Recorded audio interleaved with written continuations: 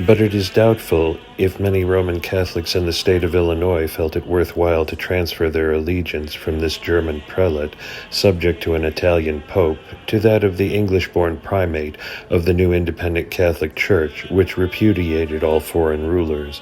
Schisms and subschisms soon began to rend the garment of the Holy Catholic Church in America. Within a few years it became hard to tell to what body this or that congregation belonged. Nevertheless, bishops and priests went on being added to the American Catholic Church by the energetic primate or his suffragans. Daniel Castle Hinton was consecrated by Lloyd on March 27, 1927, with the status of coadjutor. Having no color prejudices, Lloyd raised to the episcopate on June 1, 1927, a Negro named Leopold Peterson, who composed a new liturgy for the church. Gregory Lyons, Archbishop of the Pacific, was an unstable character and twice lapsed into schism. On December 21, 1927, in order to defy the authority of Archbishop Lloyd, he consecrated a lapsed Roman Catholic priest named Joseph A. Boyle as his coadjutor in California. Then it was reported at Chicago that on August 30, 1940, Boyle, now known as Bishop Justin, had raised to the episcopate a member of the Theosophical Society, Lowell Paul Waddell. In February 1928, Archbishop Lloyd informed one of his friends that Mar Severus, later Ignatius Ephrem I, Jacobite Patriarch of Antioch, then acting as legate of Mar Ignatius Elias III, had called on him at Chicago with the express orders of his beatitude. Lloyd said, "He is a glorious person and altogether delightful," and intimated that they had conversed together on many important matters, including that of Vilat's submission to the Holy See. What was most gratifying was the affirmation by this Syrian prelate that the clergy of the American Catholic Church were all true bishops and true priests. When Mar Severus got wind of the stories being spread by Lloyd, he denied the whole thing emphatically, and wrote in his quaint English, "This liar man and his followers had wrote to His Holiness our Patriarch about that disguised persons. He charged me to make an inquiry. I was obliged to meet him, Lloyd, in a very simple way and investigate his quality in Chicago. I told him orally the falsification of the heretic Vilat's papers and the invalidity of his acts, foolish and laughable consecrations and titles that Vilat himself, Frederick Lloyd, and all African and Negro branches of their heretic company." Like a strayed sheep, the Archbishop of the Pacific found his way back into the American Catholic Church, but he soon broke loose again. On December 16, 1933, he raised Howard E. Mather to the episcopate, although he was only a Congregationalist minister. The reason given for Lyons' second lapse into schism was his annoyance that Hinton and not himself had been elected primate on Lloyd's retirement in 1932. Life was not altogether a bed of roses for Archbishop Lyons, for there was so many varieties of Christianity in post-World War Southern California from which to take one's choice. They ranged from what Archbishop Cantwell and other prelates and priests yielding allegiance and obedience to an Italian church had to offer, to the much more sensational homemade attractions at the Angelus Temple, Los Angeles, where from 1923 until 1944, when he stepped up to glory, Sister Amy Semple McPherson magnetized millions by her sex appeal, dynamic preaching, and her chorus girls vested in virginal white, with gray-lined blue capes. There was really very little demand in a city with more than 200 registered religions for what Archbishop Lyons could supply as a mixture of Catholicism and Theosophy. Not having the resources to erect a cathedral on the scale of the Angelus Temple, the Archbishop of the Pacific had to make do with a room in the auditorium of the Philanthropy and Civics Clubhouse for his pontifical functions. Notices formed the public that the Western Orthodox Church was Catholic but not Roman, American in being loyal to things that are really fundamental, liberal in all else. Unlike the foreign ritual and ceremonial propagated by the Roman Catholic clergy of the Archdiocese of Los Angeles, in this 100% American form of worship, every article of apparel worn by the officiating ministers, and every word spoken and act performed, had scriptural, historic, scientific, mystical, spiritual, and practical meaning. It was claimed that the Sunday services made up a magnificent institution for the accomplishment of public worship, yet for some reason American Catholicism, as presented by the schismatic archbishop, failed to make any wide appeal.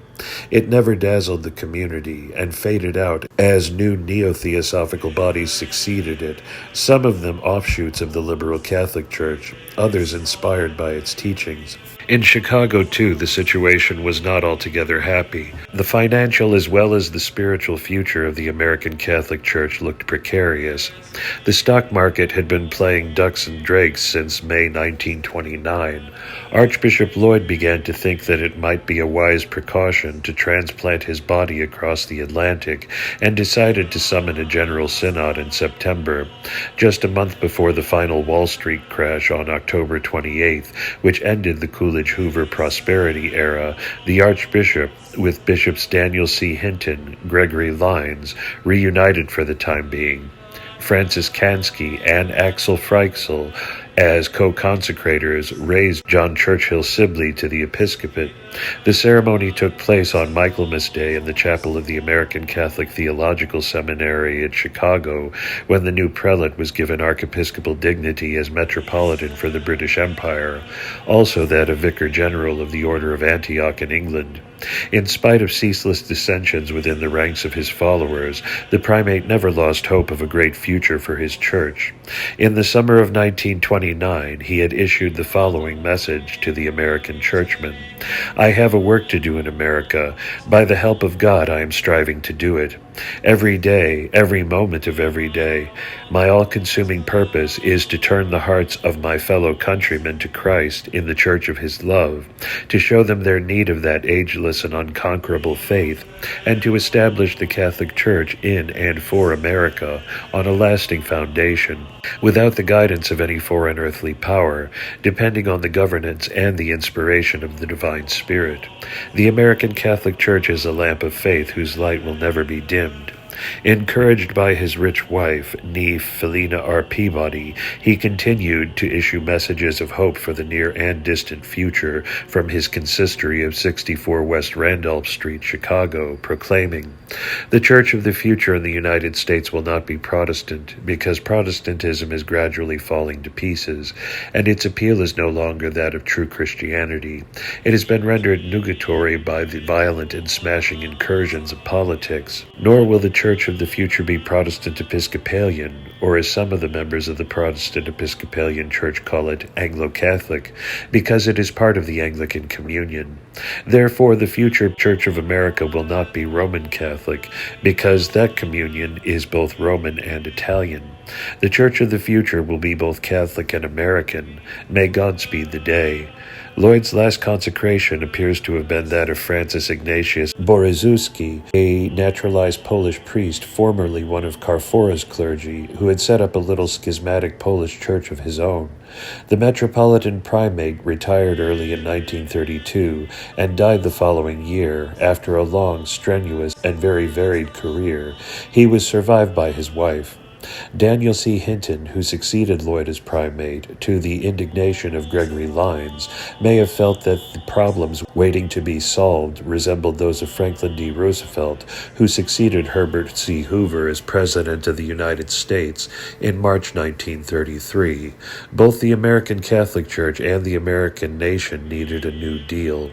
The loyal remnant of American Catholics in California, who had not followed Lyons into schism for the second or third time, needed a shepherd of souls. So in August 1933, the primate raised Percy Wise Clarkson to the episcopate for their benefit, no doubt having assured himself that the new prelate had adequate means of support, for the nationwide depression was settling into a way of life with more than 30 million persons dependent on public and private charity. Bishop Clarkson opened a pro-cathedral at Laguna Beach, where he propagated not only American Catholicism, but also his own brand of theosophy, which, so it is said, included numerology and other esoteric beliefs. Another peculiar prelate was Francis Kansky, who as a priest had been a devoted friend to Vallot.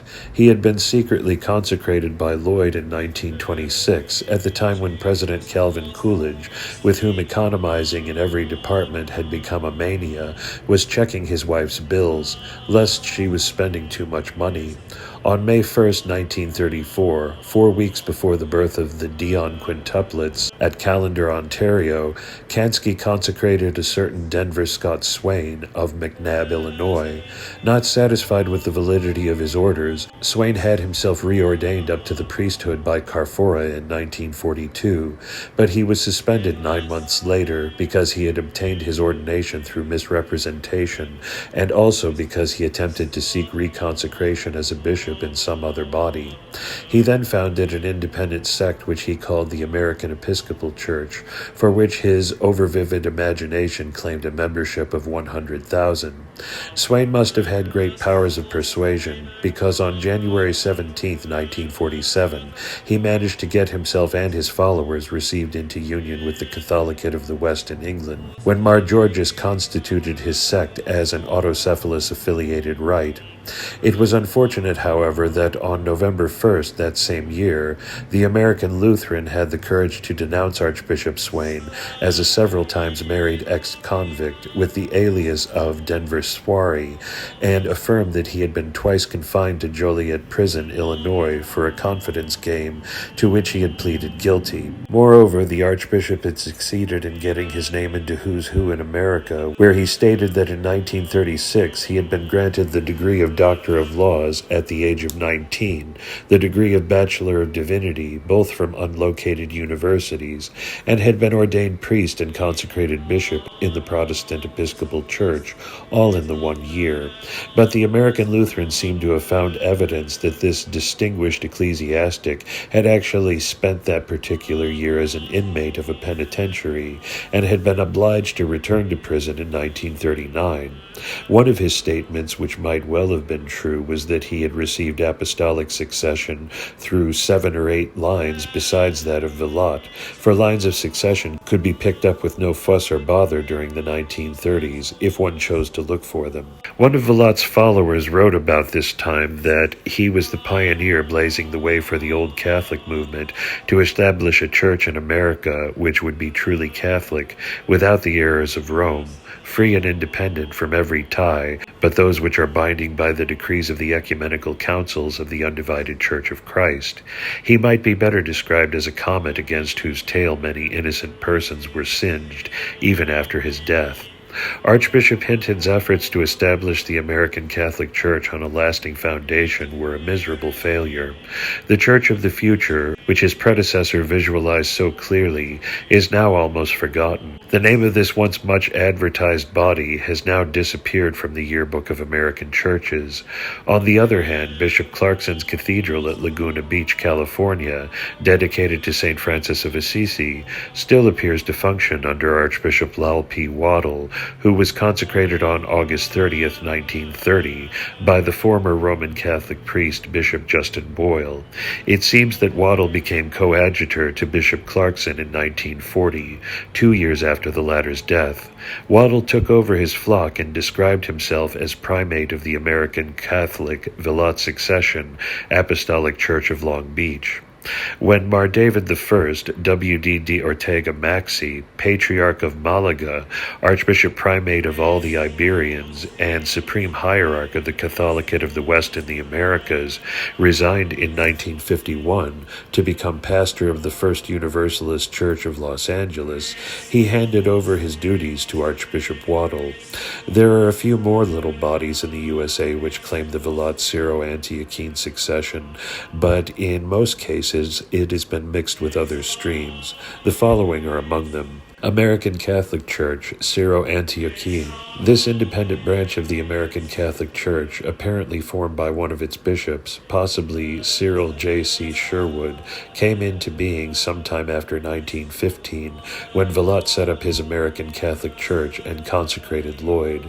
Very little has been discovered of the history of this body, but according to the Yearbook of American Churches 1961, it claimed to have 40 places of worship and an inclusive membership of 4,563 in 1958, with 66 ordained clergy having charges. The president of the synod at the time of writing is Archbishop Herbert F. Wilkie, with his residence at 1811 Northwest Court, Miami 36, Florida. The vice president, Bishop Francis A.C. Dalrymple, has his headquarters at 264 Decatur Street, Brooklyn 33, New York. 2. Catholic Church of America. By the time of the First World War, it was estimated that nearly one-third of the Lithuanian nation had found its way to North America, and some of these emigrants, like the Poles, wanted to have national or independent parishes, refusing to be integrated with normal Catholic life. The Lithuanians hated the Poles because their nation had been subjected to them for many centuries. This added to the difficulties of the Roman Catholic bishops and clergy in the USA. A Lithuanian National Catholic Church was organized at Scranton, Pennsylvania in 1914 with the help of Bishop Hodor, the founder of the Polish National Catholic Church of America. This body did not satisfy some people, among whom was a certain Stephen Geniotis, who, so it appears, was ordained priest by Bishop de Landes Burgas at Dirac in 1916, worked for a time under Carfora, and then drifted into the Vallot Lloyd American Catholic Church. It is possible that he was secretly raised to the episcopate by Lloyd. About 1930, he appeared on the scene as Bishop Geniotis of the Catholic Church in America and claimed that he and his clergy had orders of Syrian origin, which suggests a Vallot source. On the other hand, Geniotis claimed that he had been raised to the episcopate by de Landes. His activities roused Bishop Crummy of the Universal Episcopal Communion to issue a bulletin of information upon the ecclesiastical status of one Stephen Geniotis, a suspended priest of the North American Old Roman Catholic Church, after which the Catholic Church of America disappeared. Considering that there are roughly 50 million Catholics of the Latin Rite and about 900,000 Eastern Rite Catholics in North America, the founder of this little sect must have had a tremendous sense of mission. 3. American Catholic Church, Archdiocese of New York. This body is included among Old Catholic churches in the Yearbook of American Churches. The 1961 edition informs us that its orders come from the Syrian Church of Antioch, commonly called the Jacobite Apostolic Church, and that its doctrines are, with few exceptions, those held by the Old Catholic Church in Europe, but it is not in communion with that body. Its primate, the Most Reverend James Francis Augustine Lashley, is a Negro and has his offices at 357 West 144th Street, New York 31. It has been stated that he was raised to the episcopate by Bishop William F. Tyarks, who was deposed by the Patriarch Maguire of the African Orthodox Church in 1932. 4. American Holy Orthodox Catholic Apostolic Eastern Church, affiliated with the Orthodox Catholic Patriarchate of America. The comprehensive reunion all-around title of this small body is in keeping with the Best Vallot tradition, suggesting that it is the greatest ecclesiastical show on earth. Its founder, Cyril John Clement Sherwood, was born at Golden, New York in 1895. It seems that in his youth he was associated with Archbishop Abbot Brothers of the Matthew succession and his quasi-Benedictine community. About 1927, Sherwood went over to the American Catholic Church and was ordained priest by Archbishop Lloyd. Then he moved to England, where he graduated at Lloyd's Intercollegiate University with the degree of Bachelor of Divinity, granted him presumably by John Churchill Sibley, later Archbishop. On May 18, 1930, he was raised to the episcopate of the African Orthodox Church by William F. Tyarks, who at that date styled himself Archbishop Metropolitan.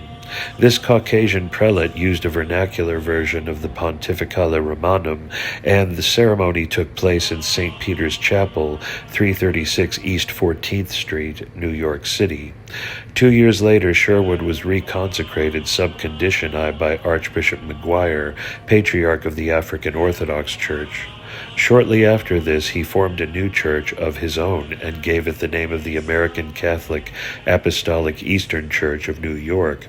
It claims to be one in faith with the Church of Constantinople and with every other Orthodox Eastern Church of the same profession. We are told that in 1935, a provisional synod was set up for the purpose of establishing an American patriarchate.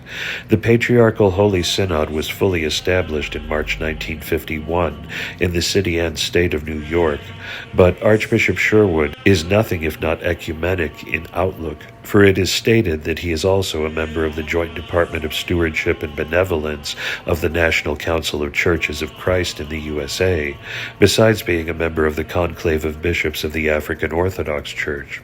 The headquarters of the Archbishop President of the Holy Synod of the AHOCAEC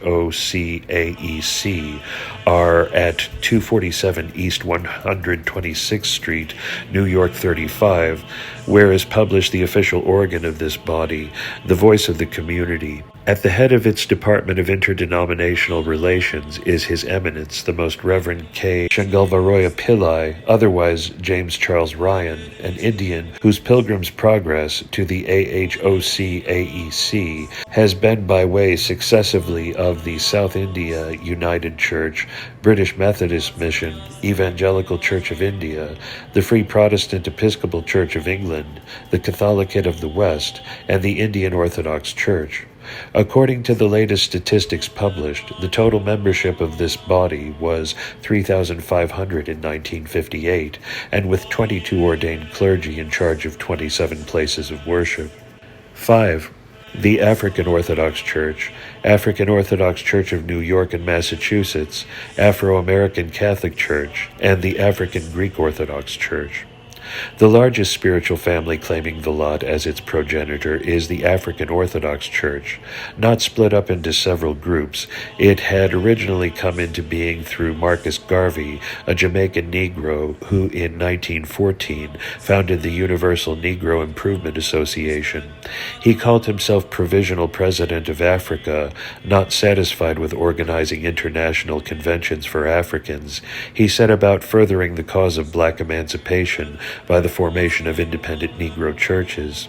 A fair number of colored folk in North America belonged to the Protestant Episcopal Church, and many had been admitted to its ministry, but none had ever been raised to the episcopate because of their race and blood. Until comparatively recently, no Negro in communion with Rome was likely to find a bishop in the United States prepared to make him a priest. The color prejudice was too strong. Inevitably, in course of time, countless independent Negro churches sprang up. Most of them were of either Baptist or Methodist origin, and none had any pretensions to valid orders until Villot came along. Having gained little or nothing, materially or spiritually, from launching an old Catholic church for the Belgians, and encouraging the Poles in North America to set up a national church, from trying to revive an ancient British church, from sponsoring a Gallican church in France, from providing a bishop for the Italian National Church, or from his own American Catholic Church, he decided to try his luck with the Negroes. His consecration of George Alexander McGuire on September 18, 1921, the last he performed before he retired to France and was reconciled with the Holy See, was described as follows. What that historic event may yet mean for the African race, only the march of the coming centuries may reveal. Out of that episcopal consecration in the Church of Our Lady of Good Death was followed the consecration of 2 other bishops and about 30 other members of the clergy. Over 100 persons have been confirmed, and fully 28 stations and congregations established in Canada, the United States, Cuba, and Trinidad. In that first consecration of a bishop was the germ of a racial church. No bishop, no church. Maguire, formerly a Protestant Episcopal Church missionary in the West Indies, assumed the style of Patriarch Alexander of the African Orthodox Church of the world. Between 1921 and 1928, this body increased its hierarchy by 4 more prelates, all consecrated by the Negro Patriarch. In March 1928, the Negro churchmen reported that history was made on February 12th, where 3 bishops of African descent consecrated a Caucasian as first bishop of the American Catholic Orthodox Church. The world moves. This alleged native of the country between the Caspian and the Black Seas was a William F. Tyarchs, who a few months later raised to the episcopate Clement J.C. Sherwood. Thus came the first break in the ranks of the African Orthodox Church. Many more were to follow.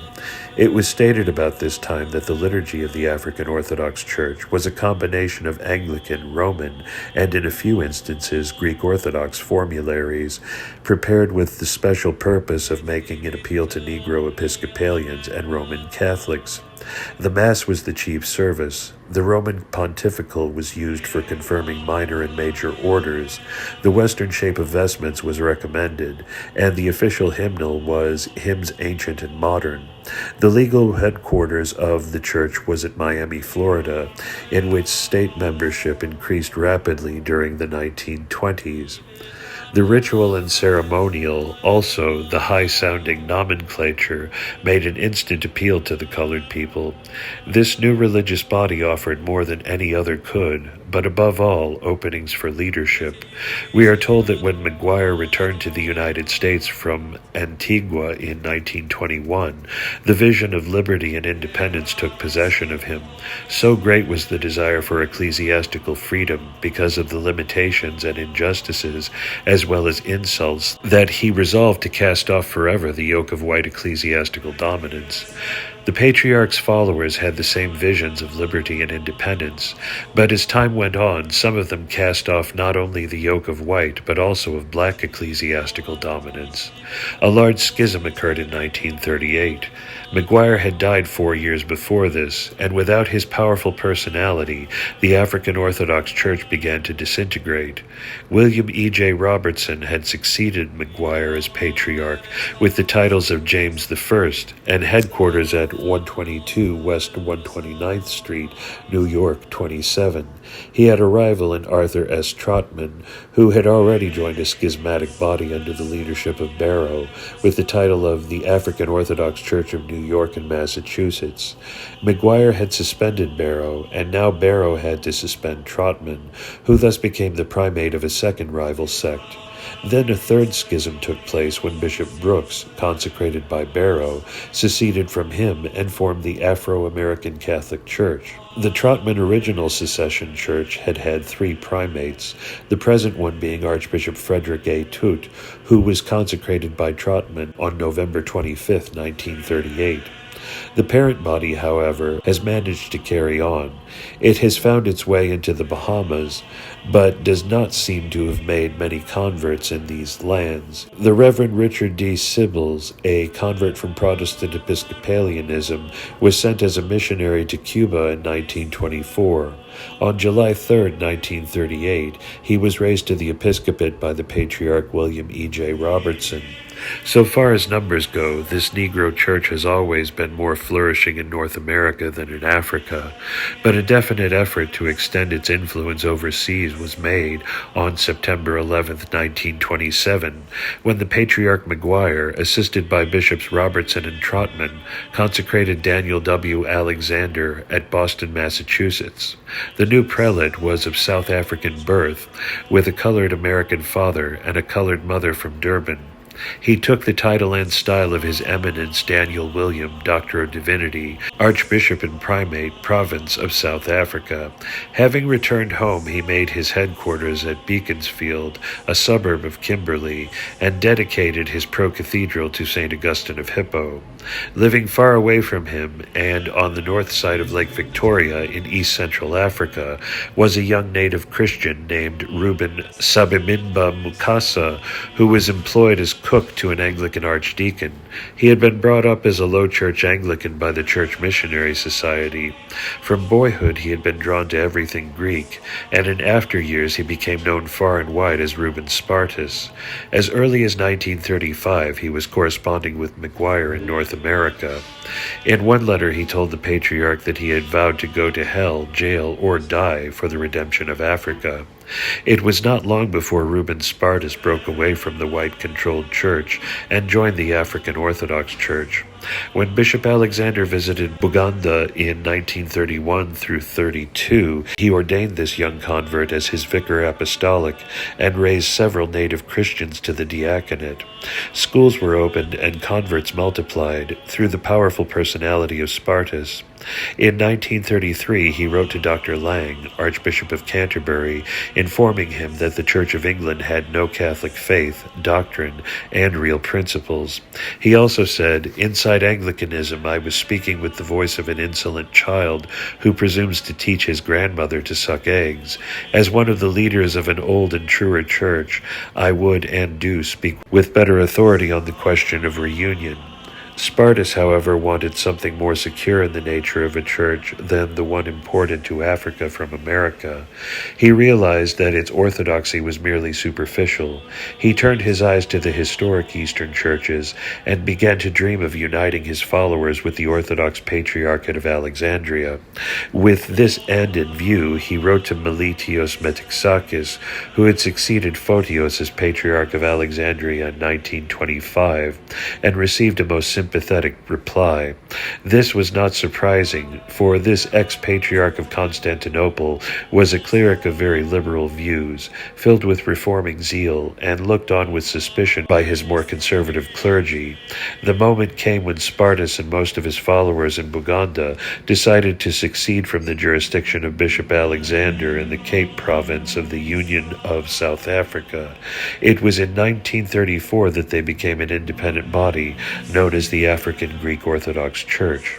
From then onwards, there was a closer contact between Buganda and Egypt. Formal recognition was given by the Patriarch of Alexandria to this new church in 1946. The integration between the Central Africans and the Eastern Orthodox was completed on July 19, 1959, when the Patriarch appointed a metropolitan for East Africa, and Spartus vowed obedience to him.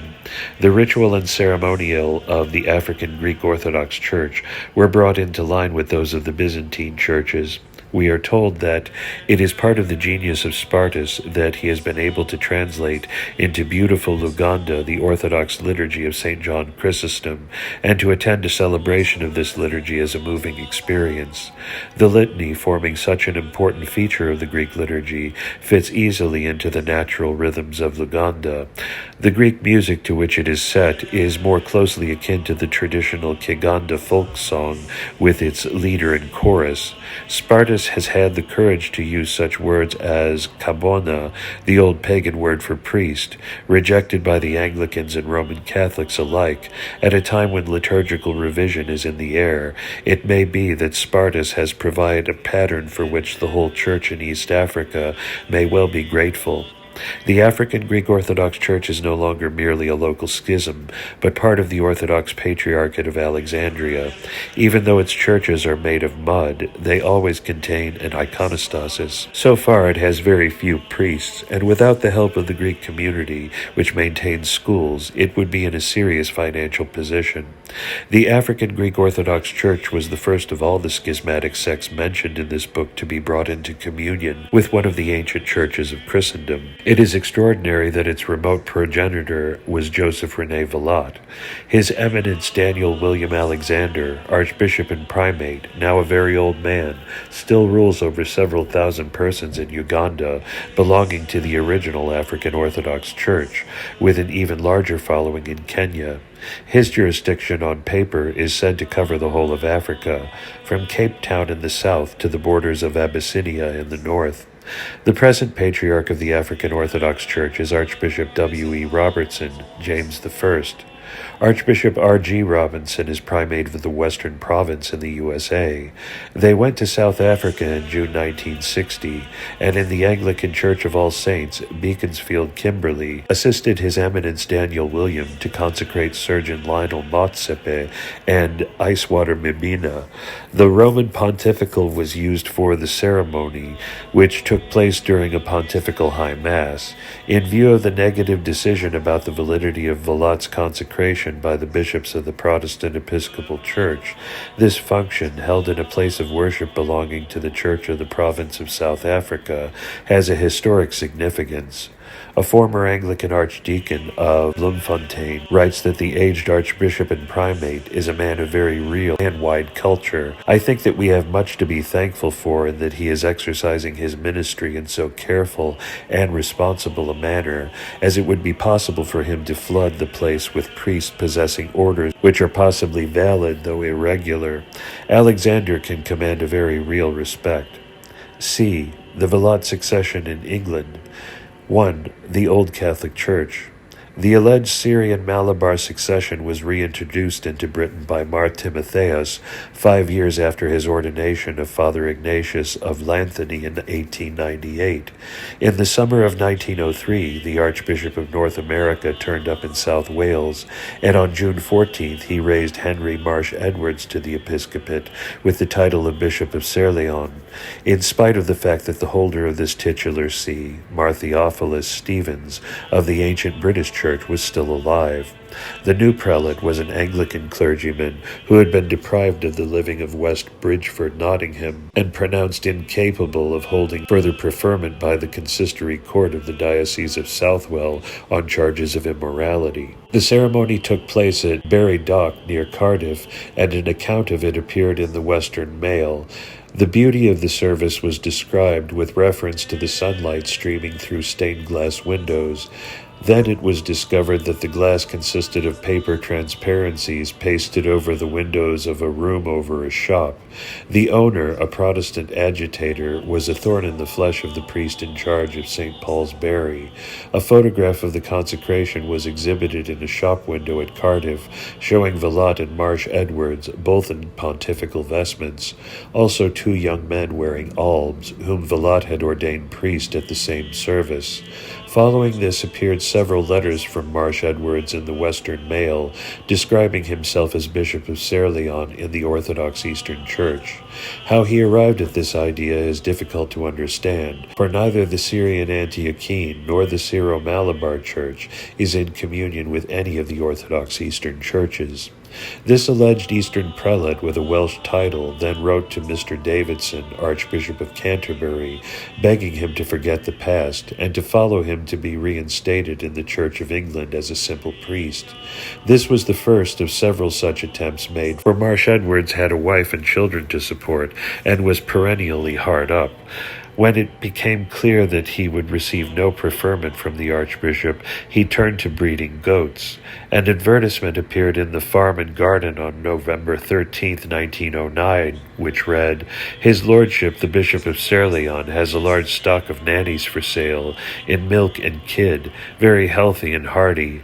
Apply manager, Galatea, Chilworth, Surrey." These goats landed his lordship in the bankruptcy court, and several people lost their money through finding themselves saddled with herds of aged and milkless nannies. So the bishop of the Orthodox Eastern Church and his family moved to Ringwood, Hants, where he opened a school, at which one of his sons acted as headmaster. Having tried and failed to link up with Arnold Harris Matthews' Old Catholic Church, he acquired a disused Baptist chapel in Ashley Road, Branksome, Bournemouth, which he renamed St. Aidan's Old Catholic Church. But the Marsh Edwards mixture of Old Catholicism and Eastern Orthodoxy failed to catch on. It did not make any noticeable difference to the congregations at St. Aldhelm's, Branksome, St. Osmond's, Parkstone, or any of the Anglo-Catholic churches in Bournemouth. Once again, the Bishop of Caerleon found himself in financial straits. His cathedral was sold and eventually turned into a cinema. Then, to add to his worries, Truth started to ask awkward questions which were answered by the Reverend W. Gwyther, who had been a curate at Roath, Cardiff at the time of Marsh Edwards' consecration. Next, it transpired that the bishop had been negotiating with the Syrian Jacobite Patriarch of Antioch, for in 1922, Mar Severus Barsanum, Archbishop of Homs, wrote to Canon J. A. Douglas to inquire if a Bishop March Edwards of Church Hatch, Ringwood, Hants, was known to the Archbishop of Canterbury. Not long after this, the Bishop of Caerleon applied for a chaplaincy at St. Ninian's Episcopal Cathedral, Perth. He informed Provost Smith that he was acting as suffragan for the Patriarch of Antioch, but did not specify whether it was the Orthodox, Uniate, or Monophysite one. Mr. Gwyther, Dean of St. Andrews from 1938 to 1940, was able to inform the provost of what he knew of this mysterious prelate's career. A reply was sent that as the name of Marsh Edwards did not appear in Crockford, it was impossible for him to be given a license in the Scottish Episcopal Church. The Bishop of Caerleon died many years ago, and his adventures are now almost forgotten. To return to Derry Dock and the year 1903, 5 months after the 93-year-old Leo XIII had celebrated the 25th anniversary of his pontificate amid worldwide Catholic rejoicings. On the morning of June 15th, following the consecration of Marsh Edwards the previous day, Villatte assisted the latter to raise Henry Bernard Ventham to the episcopate.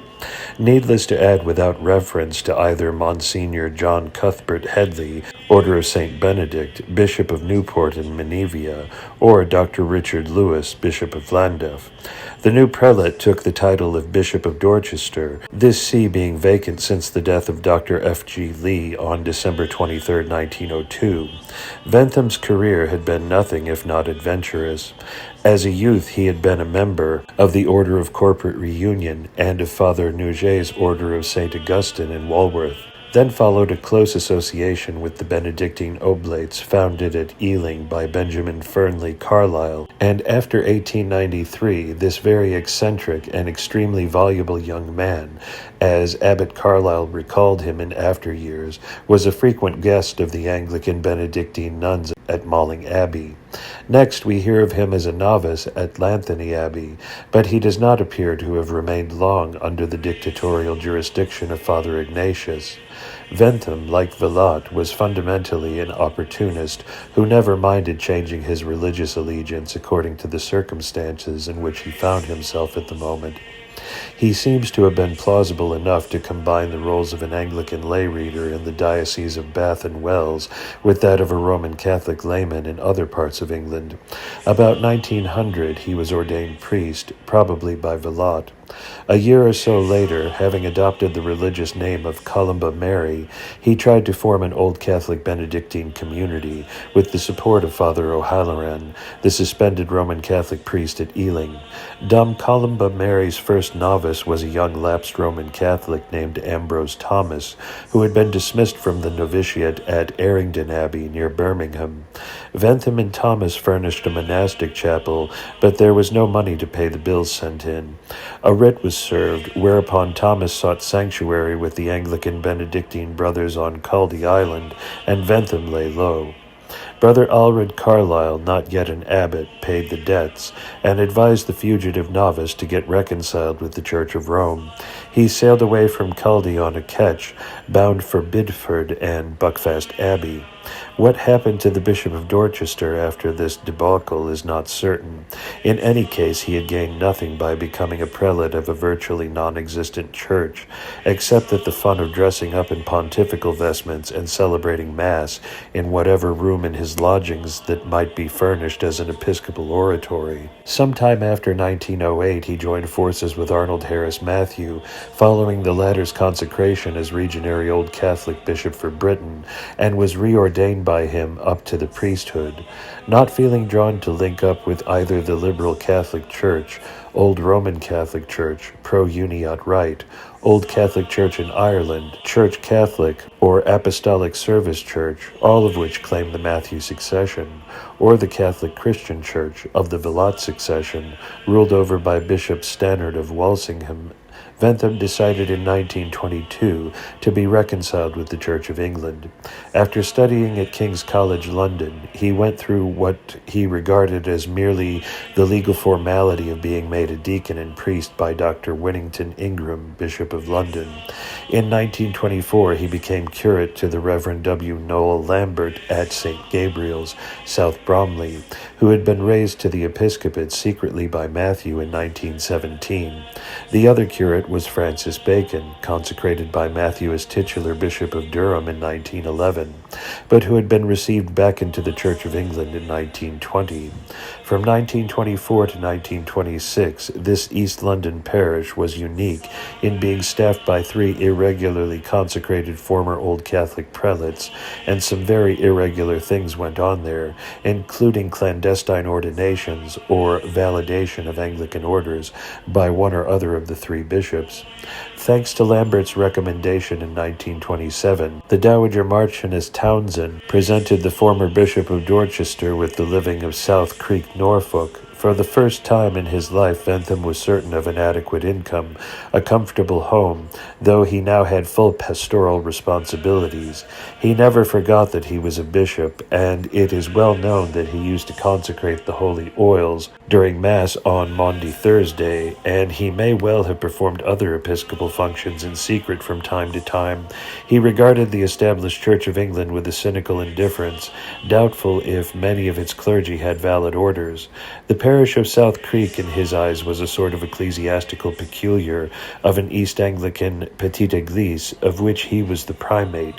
Those who met the hospitable Bishop of Dorchester in the 30s will require his racy stories of the strange characters with whom he had consorted during his adventurous career, not always fit for pious ears. He died on January 14, 1944, having refused Anglican last sacraments.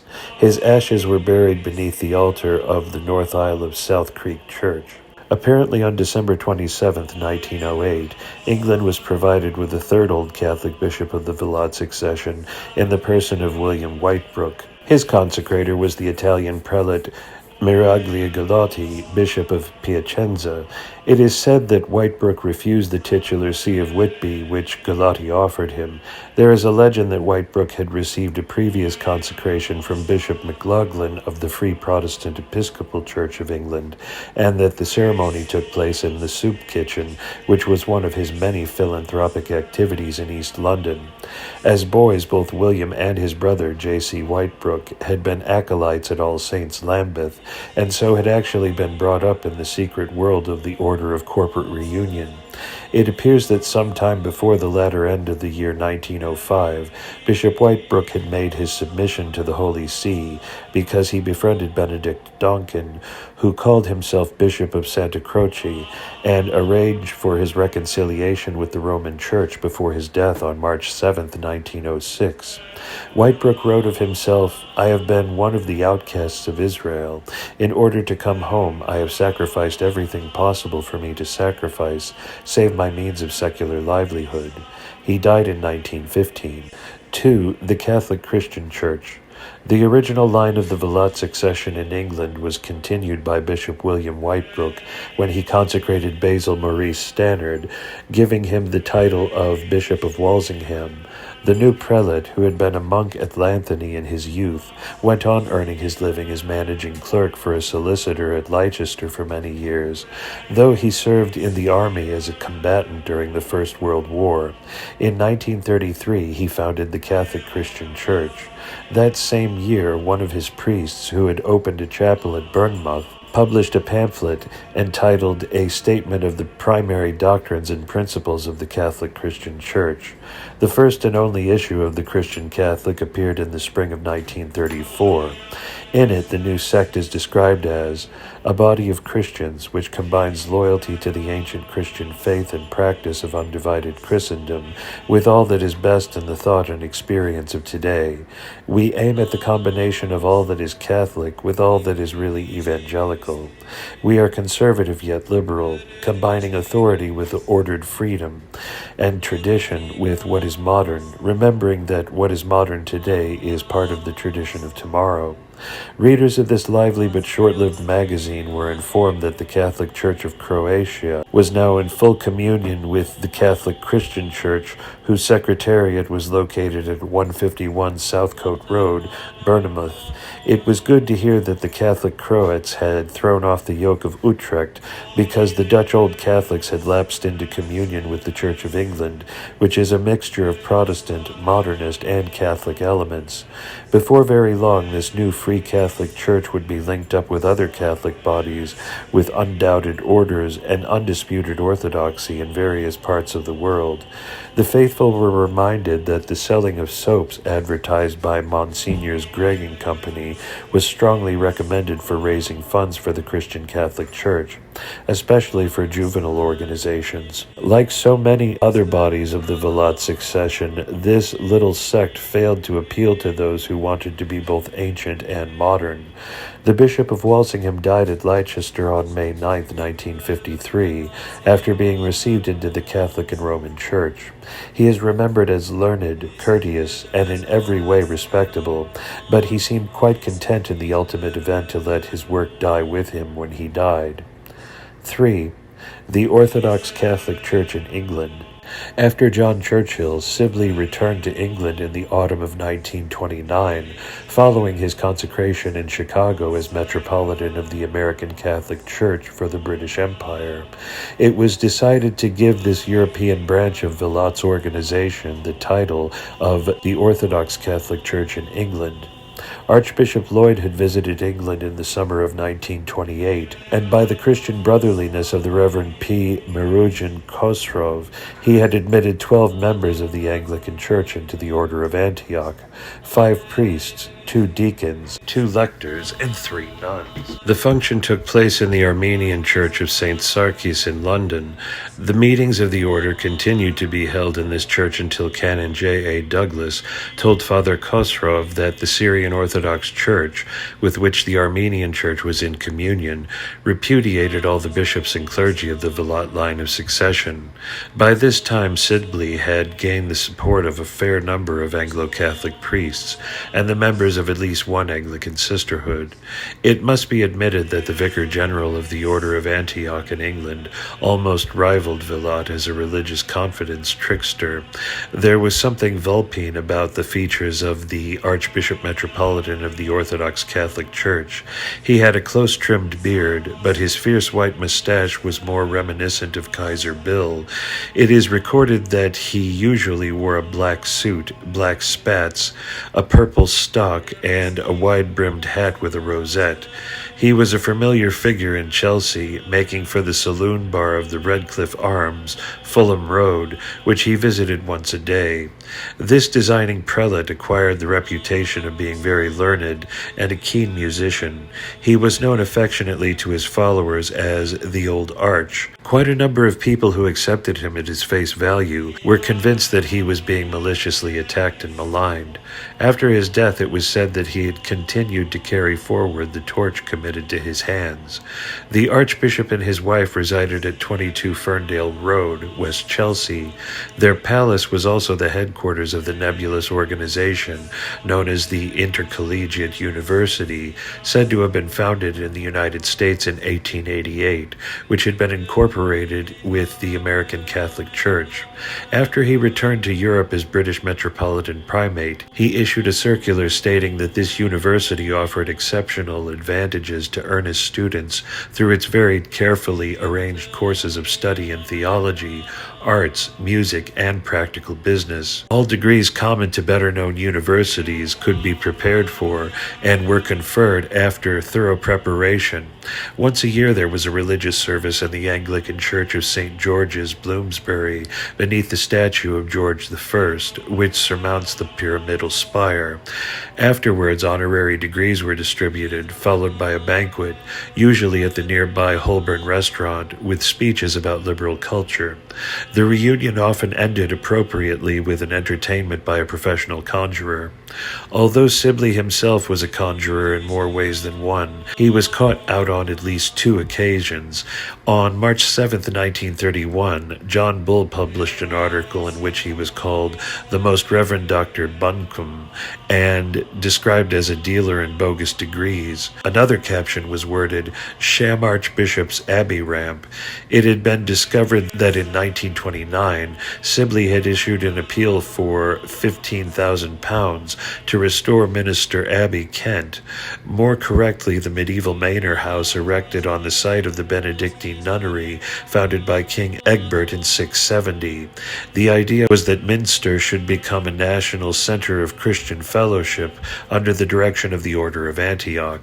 It was claimed that the arrangements had been made for the immediate dedication of the abbey, and that after a lapse of 4 centuries, Mass would again be celebrated in the crypt beneath the ruined tower. The public were informed that the proprietor of a Margate cinema, who had bought the property, was running it as a showplace, and to add glamour, had furnished a chapel, complete with altar.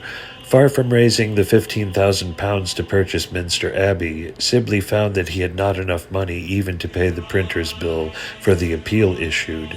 The second attack on the Archbishop Metropolitan of the Orthodox Catholic Church in England was made in October 1935, when Sir Wyndham Childs, formerly of Scotland Yard, described him as one who made a fair revenue by the sale of worthless degrees.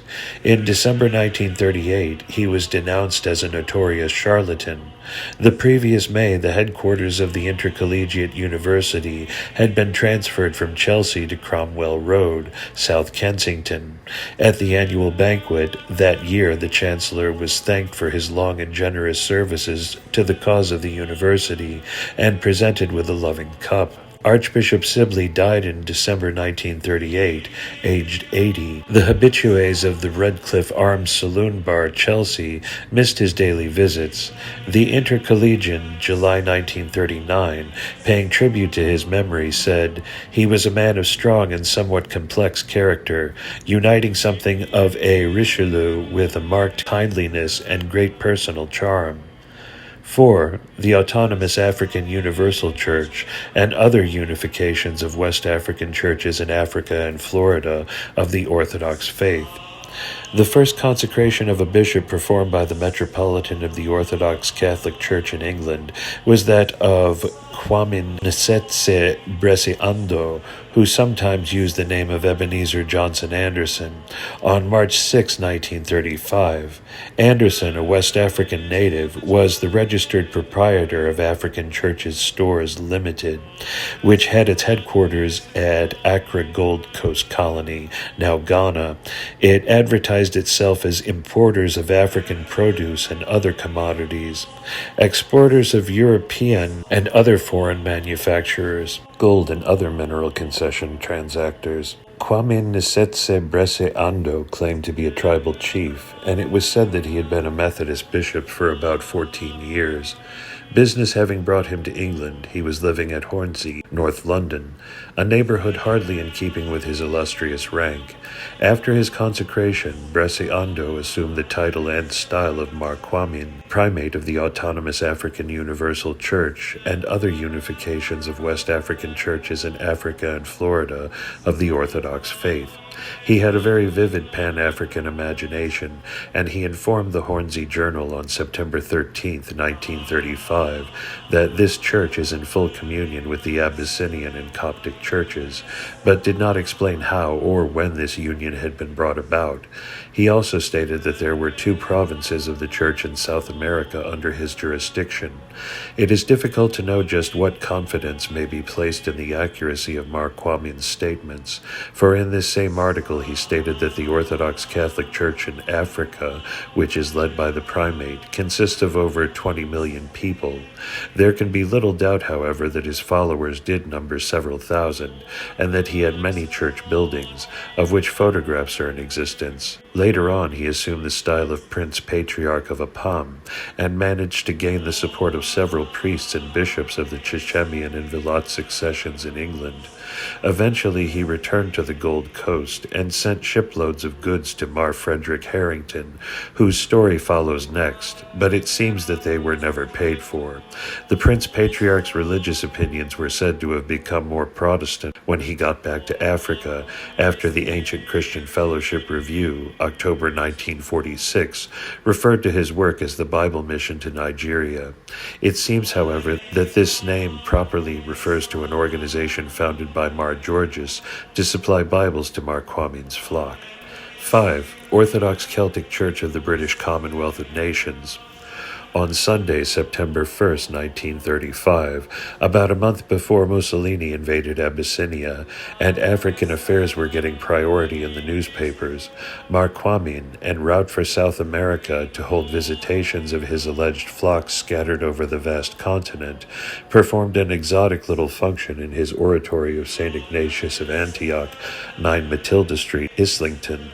This was the consecration of Canon Frederick Charles Aloysius Harrington, who had been ordained priest of the Orthodox Catholic Church in England by Archbishop Sibley and initiated by him into the Order of Antioch. The new prelate took the title of Mar Frederick, Archbishop of the Diocese of St. George in England, and adopted the curious form of signature Frederick Mar et Met. The purpose of this consecration in a back street in Islington was to found the new sect which was called, imposingly, the Orthodox Celtic Church of the British Commonwealth of Nations, for it had been revealed to the former director of the Harrington Standard Typewriter Company that the Celtic peoples are the tribal families of spiritual Israel in dispersion, the sons of Jacob by Sarah. He stated that the Celtic peoples today are to be found in Ireland, Wales, Scottish Highlands, Britain, Cornwall, Devon, and Lancashire, Brittany, exiled Britons, Isle of Man, Iceland, Channel Islands, and several colonies in France, Luxembourg, Andorra, America, and Africa, each having their own elect prince or tribal head. Frederick Mar et Met fixed his headquarters at 324 Hornsey Road, London, N7, where he was in close touch with Mar Kwame. He pictured himself as the supreme pontiff of a new universal church, composed of a unification of the sons of Jacob by the seed and the ex-Gentile sons of Jacob by adoption into one house of Jacob and one spiritual nation, Christian, through apostolic succession, leading to what he called the theandric final life. Of this there are 7 stages, which, so he admitted, have never been fully studied and defined by the Church. The Archbishop of the Diocese of St. George in England informed the public that the Orthodox Celtic Church could trace its origins to St. Mark and the Coptic Church, assisted by St. Peter, St. John, and St. Paul from Antioch. It was St. Joseph of Arimathea who nominated and consecrated the first bishop, Aristobulus, father-in-law of St. Peter the Apostle, as his assistant at Glastonbury. Moreover, the Celtic Church had been represented at the Apostolic Council of Jerusalem in AD 51. Thanks to Almighty God, it had been the privilege of Frederick Mar et Met to re-erect in North London this venerable church as the first stage towards the reunion of mankind to God. The first and last are one and the same body united. The most amazing revelations were granted to this long-bearded, oriental-looking prelate, either in his hole and corner oratory in a backyard off Matilda Street, King's Cross, or in Hornsey Road, where he resided. Day by day it became clearer how to plan a system for his Holy Celtic Church, which would consist eventually of autocephalous English-speaking churches throughout the British Commonwealth of Nations, the United States of America, South Central, and Southeast Africa. He pictured the body religious made up of 16 patriarchs, including the primate, 15 metropolitans, 14 archbishops, 13 bishops, 12 chorepiscopi, 11 archpriests with an abbot archbishop, and 10 priests. There would be a specified number of lesser dignitaries ordained by the laying on of hands and represented in the governing body of this worldwide organization, including 7 monks and hermits, 6 nuns, and even a matriarch. No Christian church would be able to offer such rich and ornate ritual and ceremonial as this new one with its fanar, or curia, in Holloway N7. One of the attractions would be a holy dance during the ordination of priests. It was stated that the ordinands, bearing lighted candles, accompanied by their sponsors, pass around the altar 3 times in honor of the Holy Trinity, calling aloud each time Alleluia, which is repeated by the sponsors. Mar Frederick composed a divine liturgy for his new church, which contained the ancient apostolic rite, a shorter Celtic Syrian rite, and authorized Eastern benediction service, selected antiphons, hymns, etc., and a list of 250 pre-Roman Celtic saints. A leaflet issued about this time contained the words, "You are invited to come in, do not remain outside." Many apostolic missionaries of both sexes are required immediately. Applied Director of Theological Studies, OSCN, 273 Hornsey Road, N7.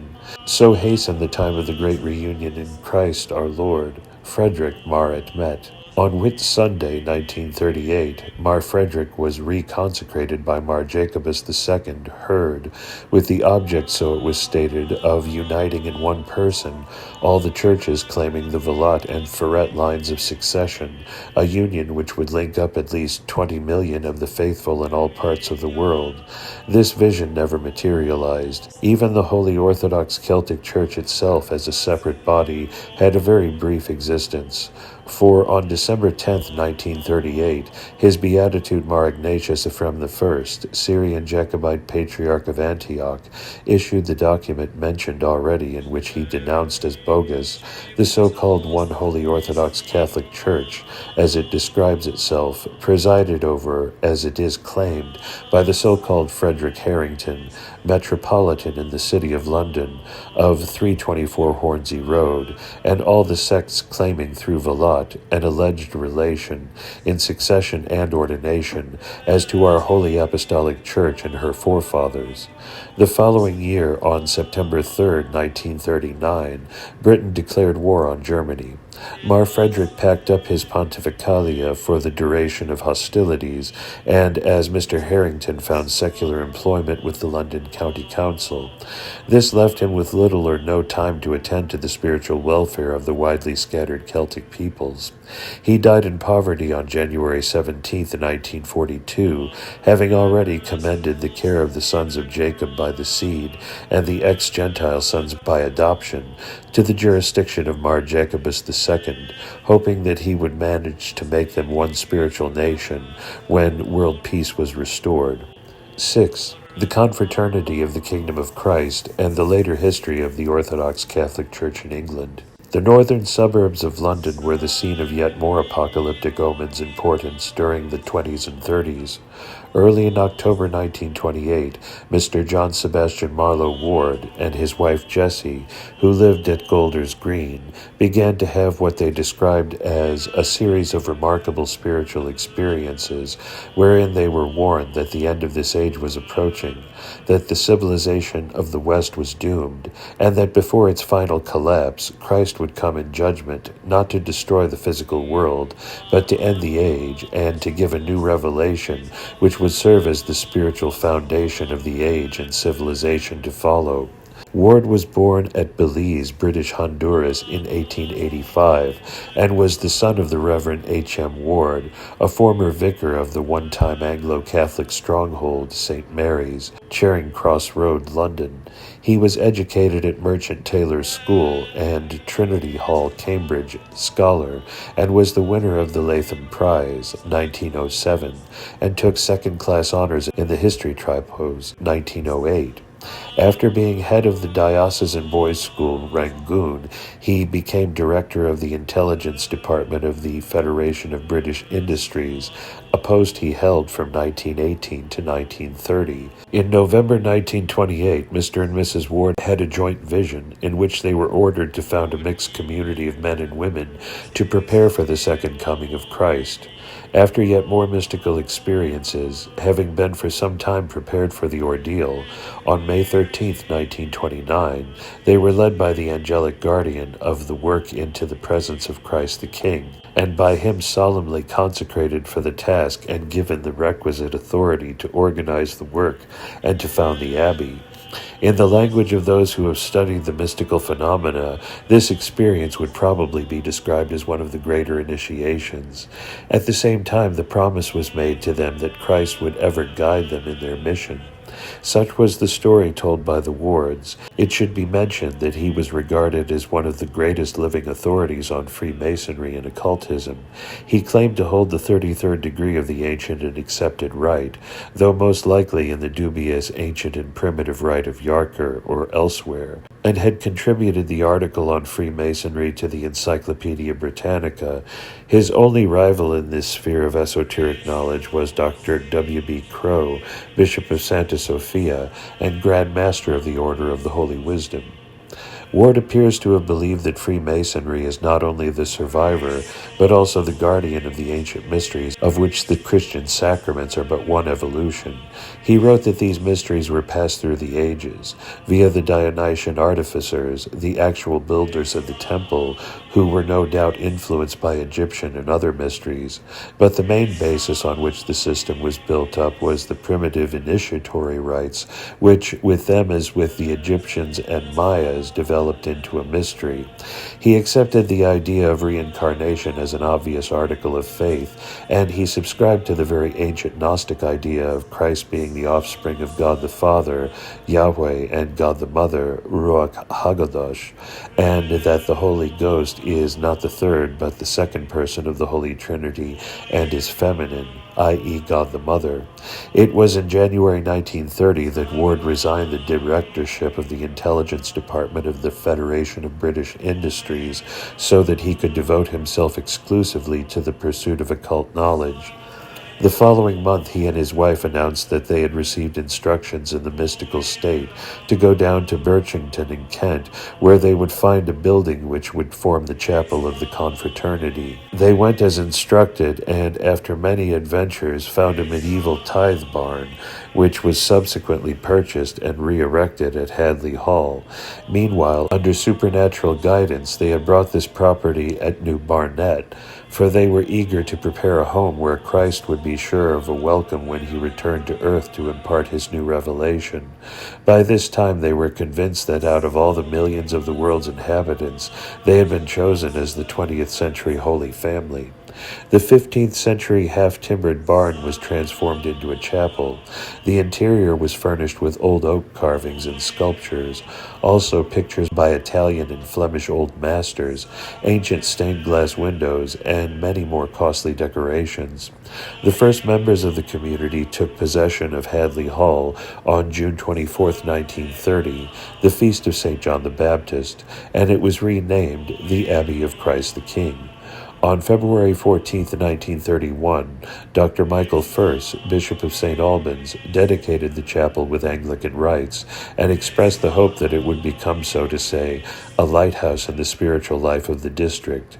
At the same time, he appointed the vicar of the parish as chaplain to the community.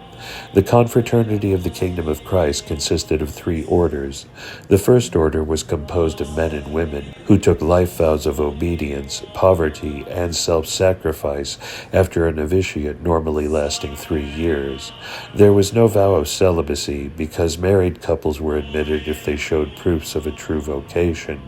Neither did self-sacrifice for the male and female novices preclude marriage if it became clear that their mutual striving after perfection demanded more than a spiritual relationship. All property was handed over to the abbey. No one was allowed to retain any personal possessions, and a new name was taken to stress a closer relationship with Christ the King. The members of the confraternity ran a school, St. Michael's College, in which the children were given a thorough grounding in the Christian religion as understood by the wards. The brothers and sisters also tried in various ways to prepare New Barnet for the second coming of Christ. It is not altogether surprising that neither Bishop Furse nor Bishop Frere, whose advice was sought, felt able to approve a constitution for the confraternity, which was submitted to them. Towards the end of 1934, the former refused to renew the chaplain's license, being alarmed at what he heard was going on at the abbey. The reasons he gave were that Ward had no authority to minister utter the word, and yet had done so by opening the abbey church to outsiders. The Father Superior related later on that as a result of this episcopal action, he came to the conclusion that in the ecclesiastical sense, the Anglican Church has no valid orders, and therefore no priests and no bishops, and that the gentleman who calls himself a bishop is only a layman, given the name of a bishop by Act of Parliament, and appointed by the state like any other state official. So Ward and his wife turned to the autonomous African Universal Church as a substitute for Ecclesia Anglicana. On September 12, 1935, he was ordained deacon and priest by its primate, Marquamin, who 3 days later raised him to the episcopate. On the 24th, the newly consecrated prelate informed the Bishop of St. Albans that he and his confraternity had severed all relations with the established church. After these ceremonies, Bishop Ward discovered to his dismay that Marquamin's Instrumentum Consecrationis had been withheld by Archbishop Sibley, who had found out that, in spite of an agreement, this West African bishop was operating in England. This impelled Ward, on the advice of a certain liberal Catholic priest, to make a personal call on Sibley in Chelsea, hoping to persuade him to provide the necessary evidence of Kwamin's consecration. But the exarch of the Order of Antioch declined to produce the requisite document, and offered instead to reordain and reconsecrate Ward, who accepted the offer. Accordingly, Archbishop Sibley turned up at New Barnet on October 4th, and the following morning rebaptized, confirmed, and reordained Ward up to the priesthood. On October 6th, a second consecration was performed by Sibley, who used a vernacular version of the Pontificale Romanum. He also ensured the validity of Mrs. Ward's diaconate by reordaining her, and was gracious enough to grant her episcopal husband the degree of Doctor of Divinity, Intercollegiate University. At the same time, the abbey and confraternity were registered as part of the Orthodox Catholic Church in England, which until then had got little further than its Metropolitan's writing paper, and had made no visible advance within the British Empire. The Tithe Barn Chapel was presumably licensed for marriages, since in December 1937 it witnessed the nuptials of Abbe Kaufman and Emma Talbot Ponsonby, a solemn pontifical function carried out by Archbishop Sibley, assisted by Archbishop Ward. After Sibley's death in December 1938, Ward succeeded to the primacy of the Orthodox Catholic Church in England. This enabled him to regard himself as head of the alleged Antiochene succession in Europe, derived from Vilat. It is recalled that Archbishop Ward made a striking figure when he went shopping in New Barnet, wearing a scarlet cassock, cape, and beretta.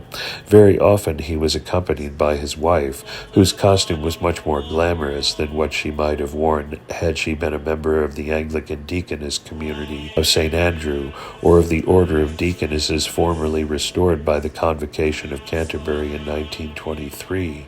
Far more in keeping with her status of Reverend Mother of the mixed confraternity was the picturesque white habit, coif, and veil, set off by a large gold pectoral cross, suspended on a gold chain.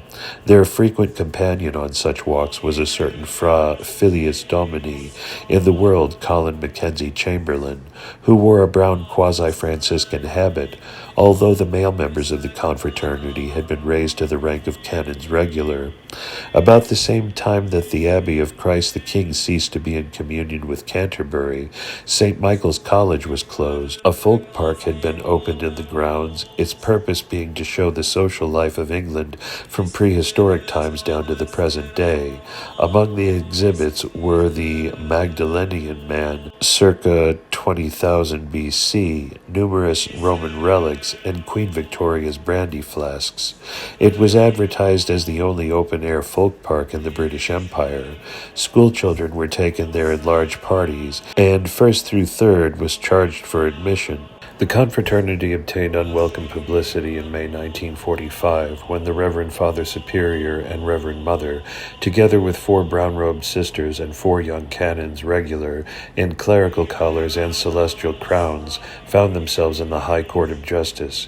A Mr. Stanley W. Loff had charged Ward and his wife with enticing his daughter Dorothy Bartola, Sister Therese, into the abbey at the age of 16. Although parental consent had been given in writing during her novitiate, the case lasted from April 30th to May 18th, 1945, because it concerned an affair for which no previous authority could be cited. The plaintiff claimed damages and injunction against the defendants on the ground that, by enticing away and harboring his daughter, they had deprived him of her services.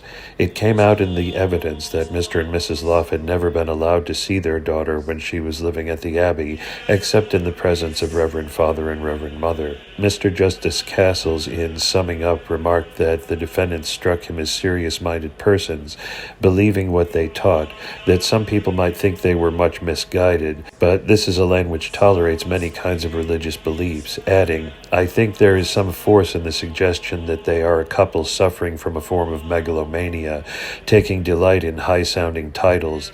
They seem to me to be playing at keeping a nunnery and indulging in make-believe, forming their own rules and exacting vows of obedience from their little band of followers. The defendants may be attracted by some other form of religion. What is to become of Dorothy if the little community should fall to pieces one day, as it might do if the trustees have no more funds coming in?" The plaintiff was awarded £500 damages, but it was pointed out that such an award was a mere form, because the defendants had put it out of their power to possess so sordid a thing as money. An injunction was granted to forbid them from continuing to harbor Dorothy Bartola Loff.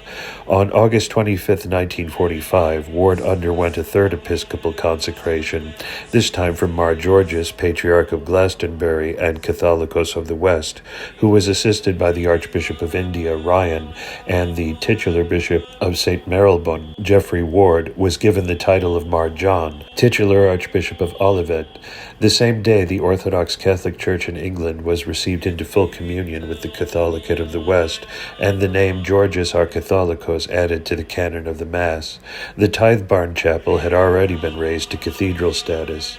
The following year, on June 6, 1946, a very long and complicated ceremony took place at New Barnet, the consecration of Fra Filius Domini, Colin M. Chamberlain, also that of William D. de Ortega Maxi as Patriarch of Malaga, Apostolic Primate of all the Iberians, and Supreme Hierarch of the Catholicate of the West and the Americas.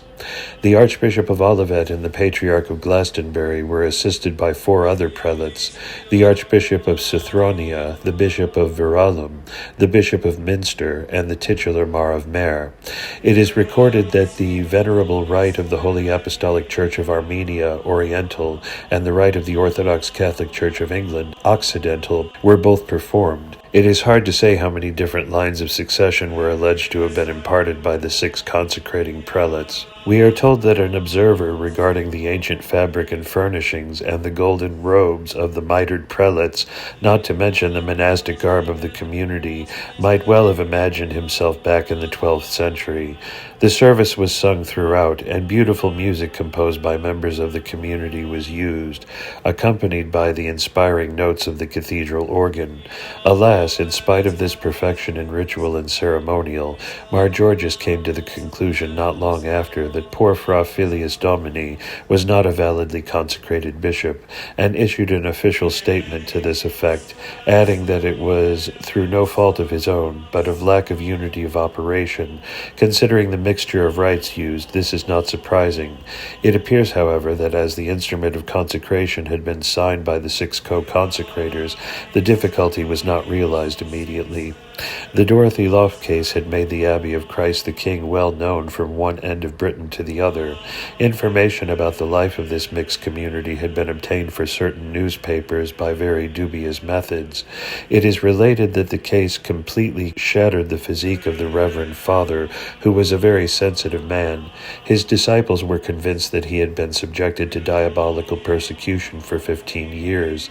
The only thing to do was to find a new home for the the confraternity. On July 13, 1946, just a month after the above-mentioned consecration ceremony, Mar John, Archbishop of Olivet, Reverend Mother, and the more devoted of their disciples disappeared from New Barnet without informing anybody but a few intimate friends. Those who were let into the secret swore not to divulge that by divine guidance a refuge had been found in Cyprus. Elaborate precautions were taken to get Sister Therese out of the country and to prevent the whereabouts of the community from becoming known. It is said that the identity documents of another person were obtained for her, also that she traveled disguised with her hair dyed and under an assumed name. Before leaving England, the Archbishop entrusted the clergy of the Orthodox Catholic Church to the patriarchal care of Mar Georges. On this Mediterranean island, Mar John, with Archbishop Makarios, head of the Enosis Union with Greece movement, as his opposite number, were able to take on the role of a 20th century Valentinus, the famous 2nd century Gnostic teacher who fled there from Rome after he had seceded from the church and initiated an elite composed of pneumatics into the mysteries of the Pleroma, their redemption being effected by the Aeon Christ. After 3 happy and peaceful years in Cyprus, the Archbishop was called to his eternal reward. It was stated in a letter that some of his disciples had a vision of him in the company of the saints after he had joined the Astral Confraternity in July 1949, and some even maintained that they had seen the marks of the stigmata on his corpse, suggesting that he himself had been the Alter Christus. The former Fra Filius Domini, who had been given the title and style of Gregory, titular Archbishop of Bethany, assumed the primacy of the Orthodox Church in England and ruled over it from his residence near Limassol, with his blessedness the Archbishop of Constantia, New Justinopoli, and all Cyprus, the head of the Cypriot Church, as his neighbor at Nicosia. Later on, the remnant of the confraternity of the Kingdom of Christ, under the leadership of the widowed Reverend Mother, left Cyprus for Australia, where she still directs her faithful disciples on the road to heaven. One of Archbishop Ward's priests, Father William Martin Andrew, and who had remained in England, met with the disapproval of Mar Georges, with the result that he was suspended from the exercise of his priesthood. So Father Andrew went to Cyprus, where in March 1951 he was raised to the episcopate by the titular Archbishop of Bethany, who gave him the name and style of Anthony, titular Bishop of Nazareth. On his return to England, he dedicated the Church of Christ the King, Osborne Road, Bournemouth, on June 23rd that same year. The episcopal action aroused the indignation of the Patriarch of Glastonbury, who summoned Bishop Anthony to appear before the Supreme Ecclesiastical Tribune of the Catholicate of the West, sitting at 23 O'Neill House, Cochrane Street, St. John's Wood, Northwest 8, on August 5th, 1951. He stated that not having been lawfully, canonically, or validly consecrated, Father Martin Andrew had not the right to exercise episcopal functions. If you fail to appear, so Mar Georges wrote, you will be pronounced contumacious, and the same will be heard and decreed in your absence, and judgment given accordingly. The same day the Patriarch wrote to each of the clergy of the Orthodox Catholic Church in England, stating that since the death of Archbishop Ward, he himself was the legal and canonical head of this church, and summoned them to attend a synod to be held immediately prior to the tribunal on the same day. Both synod and tribunal took place on the day appointed. At the former, the majority of the clergy declared that they regarded Bishop Anthony and not Mar Georges as their major ecclesiastical superior, but the tribunal pronounced Anthony deposed and excommunicate. 3 weeks later, Mar Georges issued a bull by which he expelled the Orthodox Catholic Church in England from the Catholicate of the West. Since being cast out of the Catholicate and the Apostolic Eparchy of all the Britons, the Orthodox Catholic Church in England, claiming an unbroken succession of bishops from St. Peter the Apostle, has had its headquarters at Bournemouth. The pro-cathedral of the titular Bishop of Nazareth is hidden away off Osborne Road, Winton. It is a devotional little building, formerly a stable and later a carpenter's shop. The altarpiece is a memorial to Archbishops Ward and Sibley. The liturgy used is stated to be based on that of the Holy Eastern Church of Syria, but with abridgments and other end concessions in Western environment. Vestments of Eastern shape are worn, and the ancient ceremonial of the Antiochene Rite is the norm of its Bournemouth variant. Within the last few years, Bishop Anthony has taken on the remnant of Bishop Vernon Hereford's Evangelical Catholic Communion. Since Bishop Geoffrey has been obliged to retire for reasons of health and age. 7. Orthodox Catholic Province of Our Lady of England in Devon and Cornwall, Autonomous British Eastern Church. Shortly before Christmas 1935, a leaflet was printed with the title, An Orthodox Catholic Consecration for New Diocese on South Coast. The first paragraph read, "We are living in a wonderful age. Besides progress generally, we often see history repeating itself. At the dawn of a new age, we again witness the missionary zeal of the Eastern churches, this time to regain those lost to the primitive faith and form. It was only in August last, after 38 years negotiations, that an autonomous British Eastern Church was made possible by the consecration of a bishop, here according to the apostolic rites. On the 16th of November, the new see of Our Lady of England and Devon and Cornwall was canonically erected, and its first bishop consecrated and installed by the Metropolitan Frederick of the Holy Orthodox Catholic Church in Great Britain, who was assisted by visiting Orthodox prelates in this country. It appears that neither Lord Rupert Ernest William Gascoigne Cecil, Bishop of Exeter, nor Dr. Walter Howard Frere, Bishop of Truro, nor, for that matter, Monsignor John P. Barrett, Bishop of Plymouth, were invited to assist at the consecration of a bishop who proposed to work in their respective dioceses. The identity of these Orthodox prelates who were available in England in the autumn of 1935 was not revealed. Whoever they were, they found their way to the tiny oratory of St. Ignatius of Antioch in Matilda Street, Islington, where the ceremony took place with what were called apostolic rites, and lasted nearly 2 hours. The first bishop of the Autonomous Eastern Church set up in Devon and Cornwall was the Very Reverend James Dominic O'Gavignon, OHC, whose name suggests Irish Roman Catholic origins. We are told that according to the Orthodox Catholic tradition, he adopted the ancient title of Mar, and chose as his episcopal name Jacobus, after Mar Jacobus, the brother of our Lord. Mar Jacobus, however, would no doubt be generally addressed by his friends as Bishop O'Gavignon. Even more astonishing was the intimation that this autonomous Eastern Church had similar ideals and objects as those of the ancient Celtic Church. It was hard to believe that this new body was really in full intercommunion with most churches in Europe, Asia, Africa, and America, and could not be regarded as sectarian in any worldly sense. It was understood that the founder had a financial interest in Church Farms Limited at Accra, of which Mar Kwame Nsete Bresciando was the managing director. Mar Jacobus hoped that this West African archbishop would assist him with the foundation of an Orthodox Catholic British Eastern University at Plymouth, which would impart degrees without the necessity of residence. But this seat of learning got no further than paper. Not very long after his consecration, Mar Jacobus repudiated the jurisdiction of Mar Frederick and joined up with the several times consecrated C.J.C. Sherwood, formerly a bishop of the African Orthodox Church and founder of the American Catholic Apostolic Eastern Church of New York, thus reconsecrated by prelates of the Ferret, Villatte, and Matthew lines. O'Gavignon assumed the title of Archbishop of the Orthodox Catholic Province of Our Lady of England in Devon and Cornwall. He was killed on August 20th, 1940 in an air raid at Newton Abbot, Devon, during the Second World War, and his province died with him. 8. The Jesuin, or Free Orthodox Catholic Church. On October 24, 1937, Mar Frederick, primate of the Orthodox Celtic Church of the British Commonwealth of Nations, consecrated Dorian Herbert as Bishop of Caerleon. The freelance cleric had already founded a new sect known as either the Jesuin Church or the Free Orthodox Catholic Church, but there is little or nothing Catholic or Orthodox in the ordinary sense about the beliefs held by its members. The founder proudly proclaimed that they were rationalistic in interpretation, unorthodox and heretical, he stated.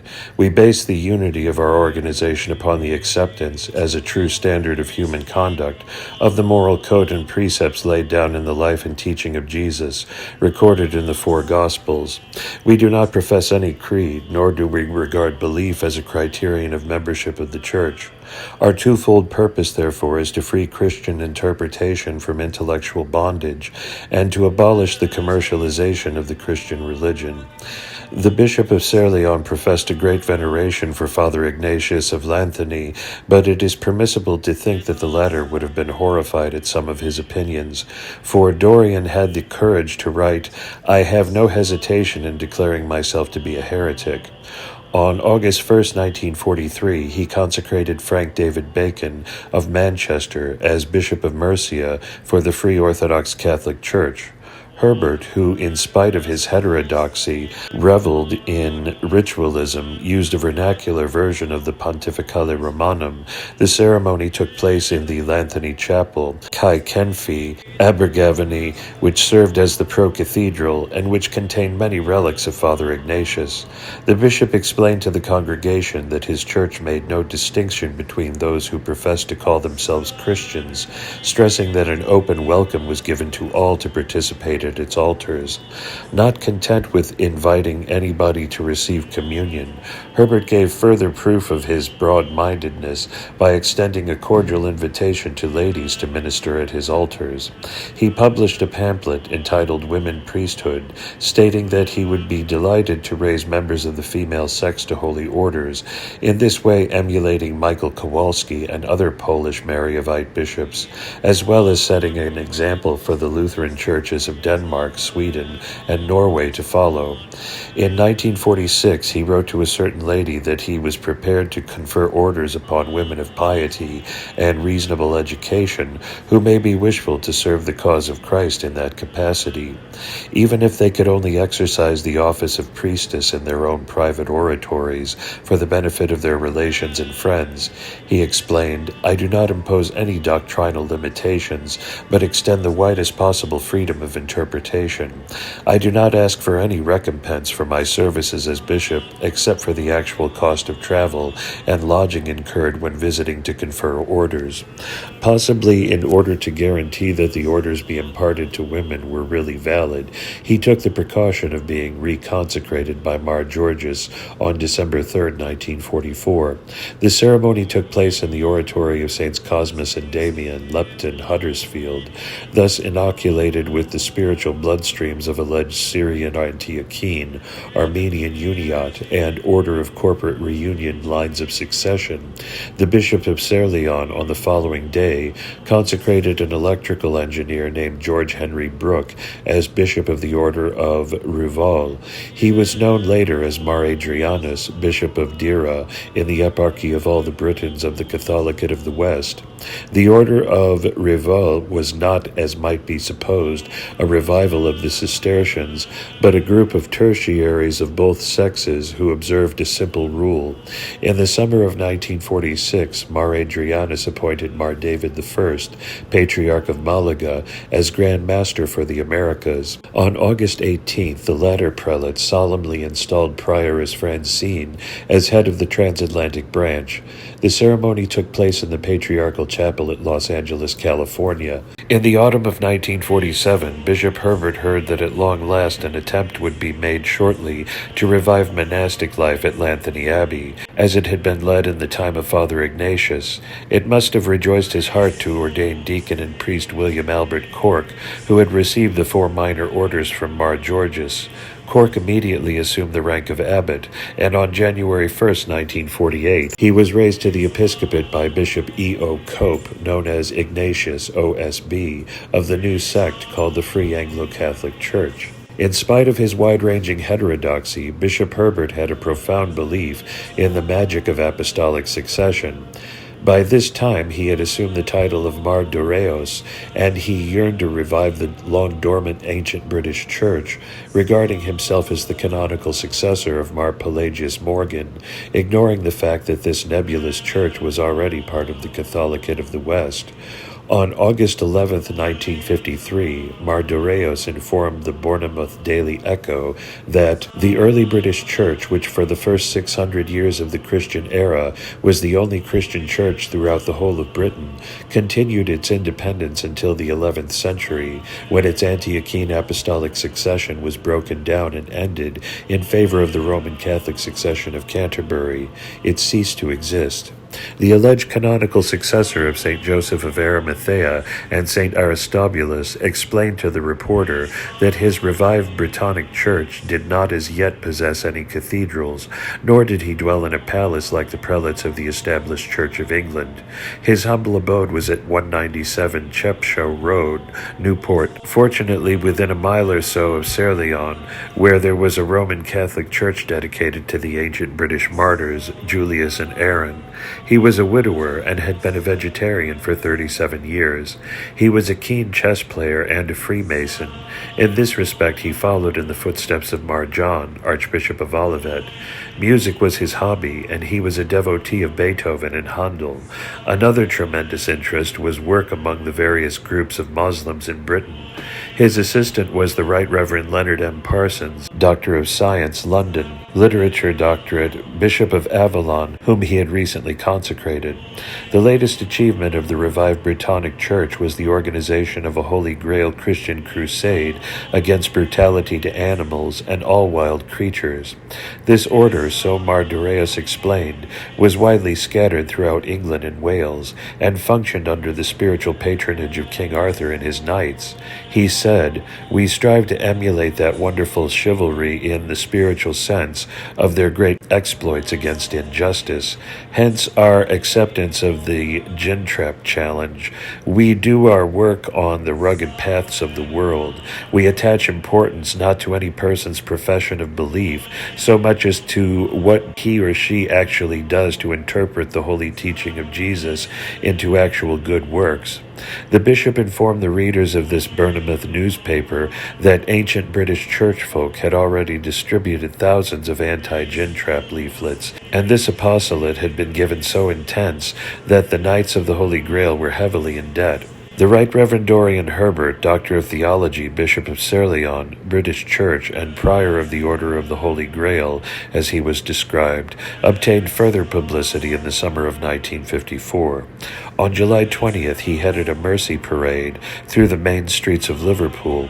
6 feet tall, vested in the habit of the order, with a white-knotted Franciscan or Ignatian cord round his waist, mitred and armed with a crozier, he was not easily missed in the crowd. This parade was a brave attempt made by the Knights of the Holy Grail to save 3 old police horses from being shot. The bishop made a personal offer of £100 to the Lord Mayor and Corporation for his 3 brethren of the animal world, but with no effect. They were martyred. An SOS for £1,000 followed to found a chapel of compassion at either Bristol, Birmingham, or Oxford. Such a shrine, he pointed out, would radiate the true gospel of Christian compassion towards our creature brethren amongst the peoples of other nations also. Sad to say, there was little response, which proved how few decent-minded people were left in Britain.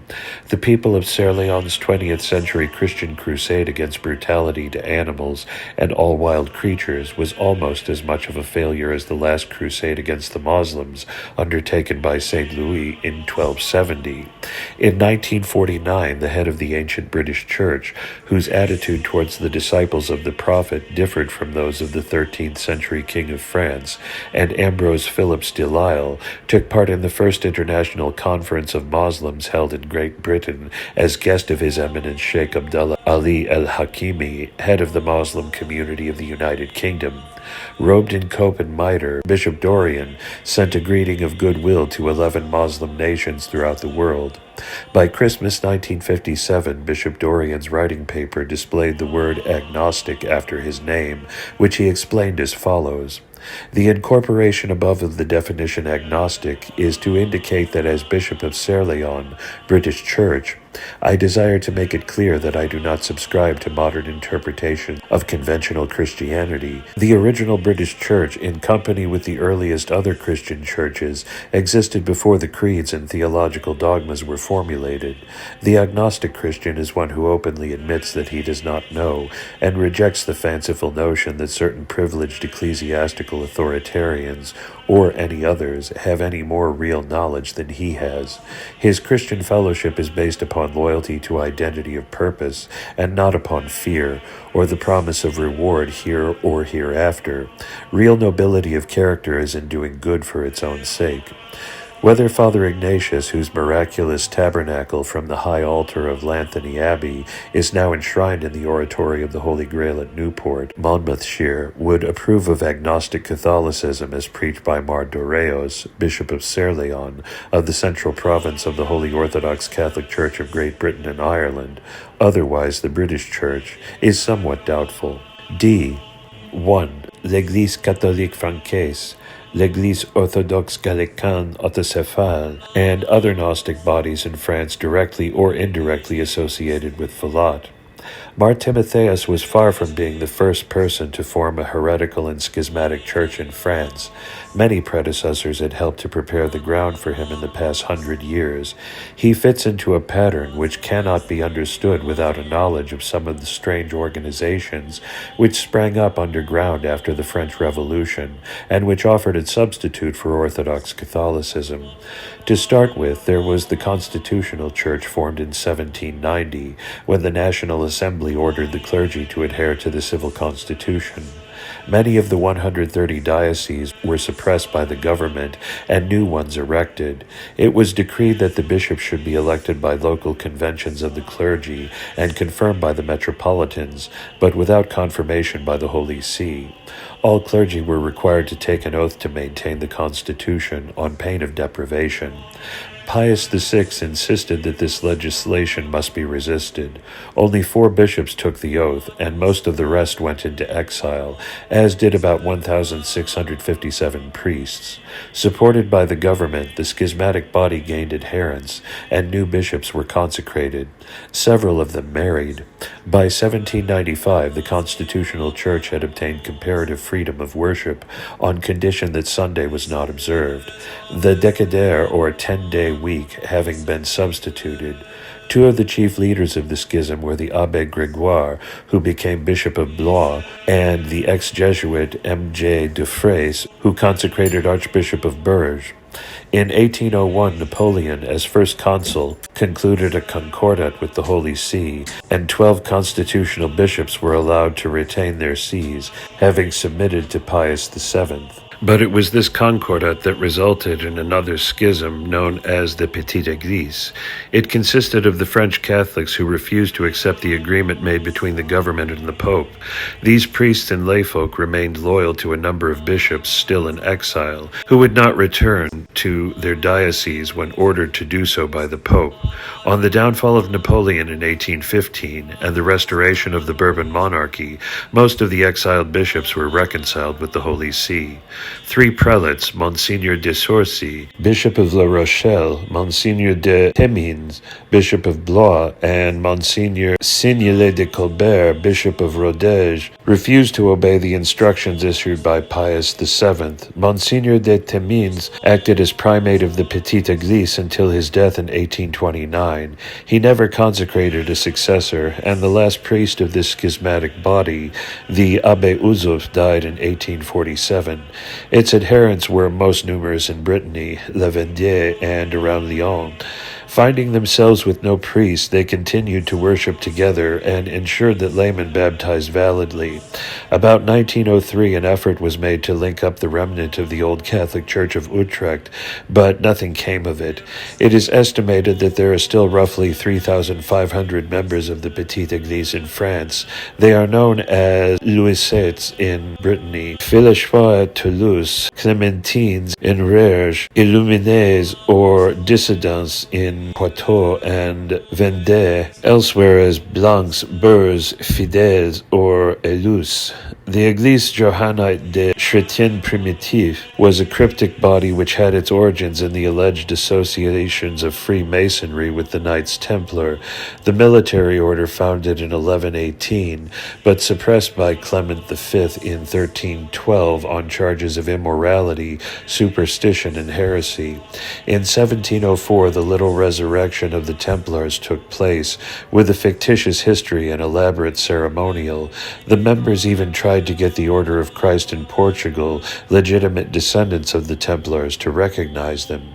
Many Masons joined these revived Templars, and in time Masonic membership became a prerequisite.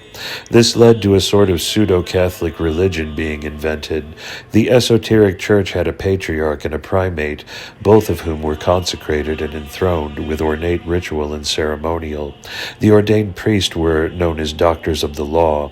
Among the fairly numerous Catholic ecclesiastics who were initiated into the revived Order of the Temple was Monsignor Mavel, 1757 to 1814, consecrated at Paris in 1800 as constitutional bishop of Cae in Haiti.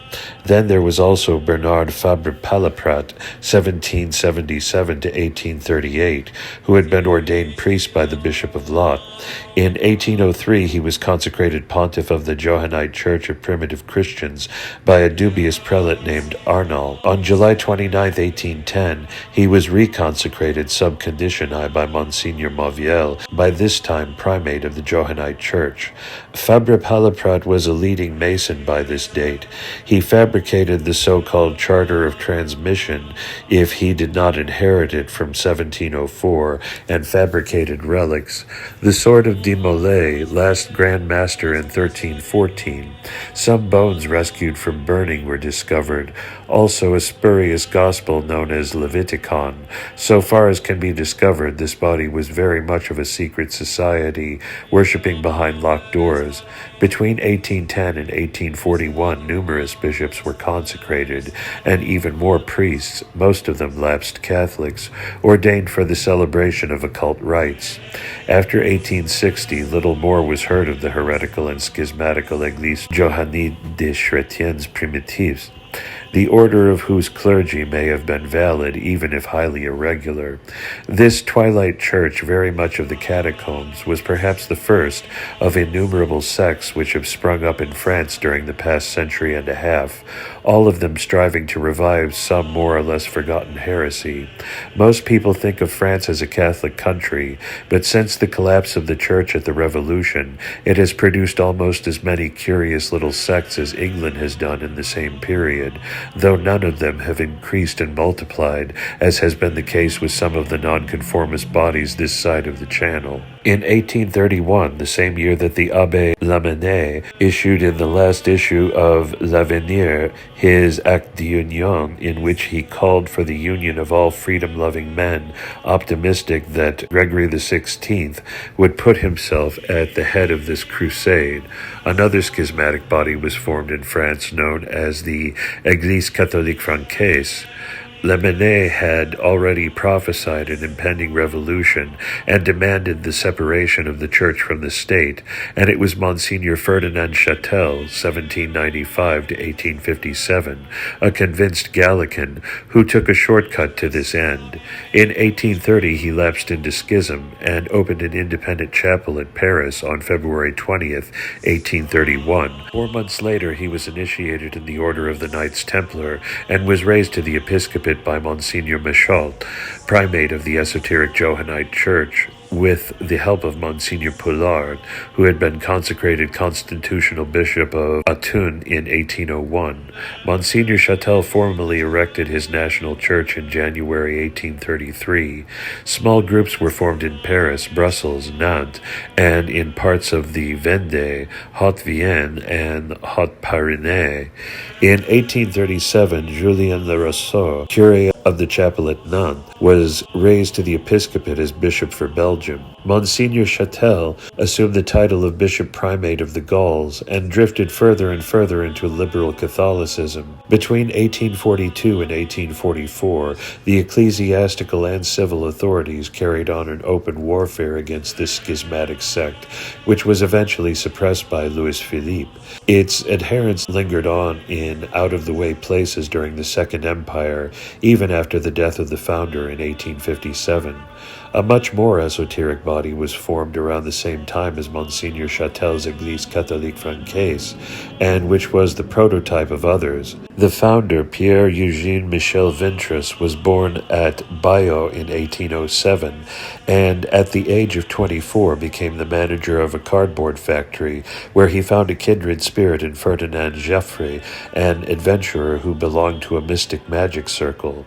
In August 1839, Vintras claimed to have had a vision in which Our Lady, Saint Joseph, and the angels bade him found an œuvre miséricorde to herald the coming of the Paraclete. The movement was organized in sacred septenaries and bred as rapidly as did the Catholic Apostolic Irvingite Church in England, and during the same period, several priests became members of the œuvre. Alleged miracles took place, one of them the apparition and disappearance of bleeding hosts at Mass, and outside Mass celebrated in Vintras's cardboard factory at Tilly-sur-Seulles, Calvados. He took the archangel of all seraphim called Saint Raphael as his guardian.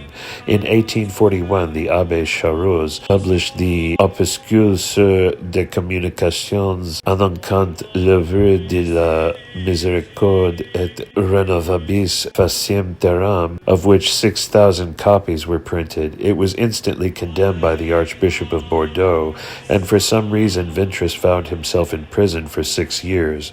Protests were made by his disciples, who were nothing if not ultramontane, that only the Pope could condemn a movement of this sort. Gregory XVI actually did so in a brief addressed to the Archbishop of Bordeaux in February 1844, whereupon a pamphlet was issued protesting that he had no authority for his action without trial of 4 priests, including Père Lamarche, O.P., who had vouched for its orthodoxy. About 1844, Vintras, still in prison, founded the Chevalier de Marie for an elite of his followers. 2 years later, the Abbé Charroz became the head of the movement, and in 1848 he issued a pastoral letter denouncing a certain Guzzoli for the charges made against the saints of Tilly, another inner circle of the œuvre. On regaining his freedom early in 1848, Vintras had a vision in the Renaissance Church of Saint Eustache, Paris, on Easter Day. He proclaimed that the high priest Christ had consecrated him Pontife Adorateur, Pontife d'Amour, and Pontife Provincial, and had shown him how to celebrate a new liturgy. On May 10th, Vintras began his sacerdotal ministry by saying this Mass in the vernacular. The consecration was done in union with Mary and Joseph. During this Mass, the host is alleged to have been marked with a bloody heart. Soon after this, the Abbé Herry published a pamphlet to prove the validity of Vintras's orders. On May 20th, Vintras consecrated 7 pontiffs divines, all of them Roman Catholic priests. 2 days later, they reconsecrated their consecrator par réciprocure. It was not surprising that the provincial synod of Rouen condemned this strange heretical movement and excommunicated all who assisted at its liturgy. In 1851, Pius IX confirmed this condemnation in a brief addressed to the Bishop of Nancy, 3 of whose priests had been consecrated pontiffs. By 1852, the Œuvre de la Miséricorde had gained such notoriety all over France that Louis Napoleon, urged by the Bishop of Bayeux, ordered its dissolution. Vintras fled to Belgium. The Abbé Maréchal Herry and Breton were arrested by the police and taken to Paris for trial by bishops. Herry and Breton managed to escape to England, where Vintras eventually joined them, as did the Abbé Bellard, who had ruled over a group of Sion in Lorraine. The result of this dispensation was the formation of new groups in England, Italy, and Spain. In November 1859, an Eliot University, Université Eliac, was founded in England, and during the same year Vintras published L'Evangile Éternel in emulation of the spiritual Franciscan Gerard of Borgo San Donino, who in 1254 compiled excerpts from the writings of Joachim of Fiore, 1132 to 1202, which proclaimed an eternal gospel. Vintras was back again in France in 1863, when he consecrated many pontiffs, and in 1865 founded at Lyon Le Sanctuaire Intérieur du Carmel de Lys, which he visualized as the center of his new religion. After a tour of Spain, he founded the Carmel Blanc at Florence, which was specially favored with bloody hosts, disappearing wine, and other alleged miracles. He died at Lyon on December 7, 1875. His successor was the Abbé Boulin, who, assisted by the Abbé Charroz and Héry, transformed the Église Vintrasisan into a thoroughly occultist and spiritualist body. Hyacinth Loyson, 1827 to 1912, was mixed up with the fortunes of several schismatic bodies during the course of his long life. Having been suspended from exercising his priesthood on a charge of indiscipline, in 1869 he broke away from the order of Discalced Carmelites, in which he had achieved fame as a pulpit orator. 3 years later he married an American lady in London and became known as l'Abbé Loyson. In 1873 he was put in charge of an old Catholic church in Geneva.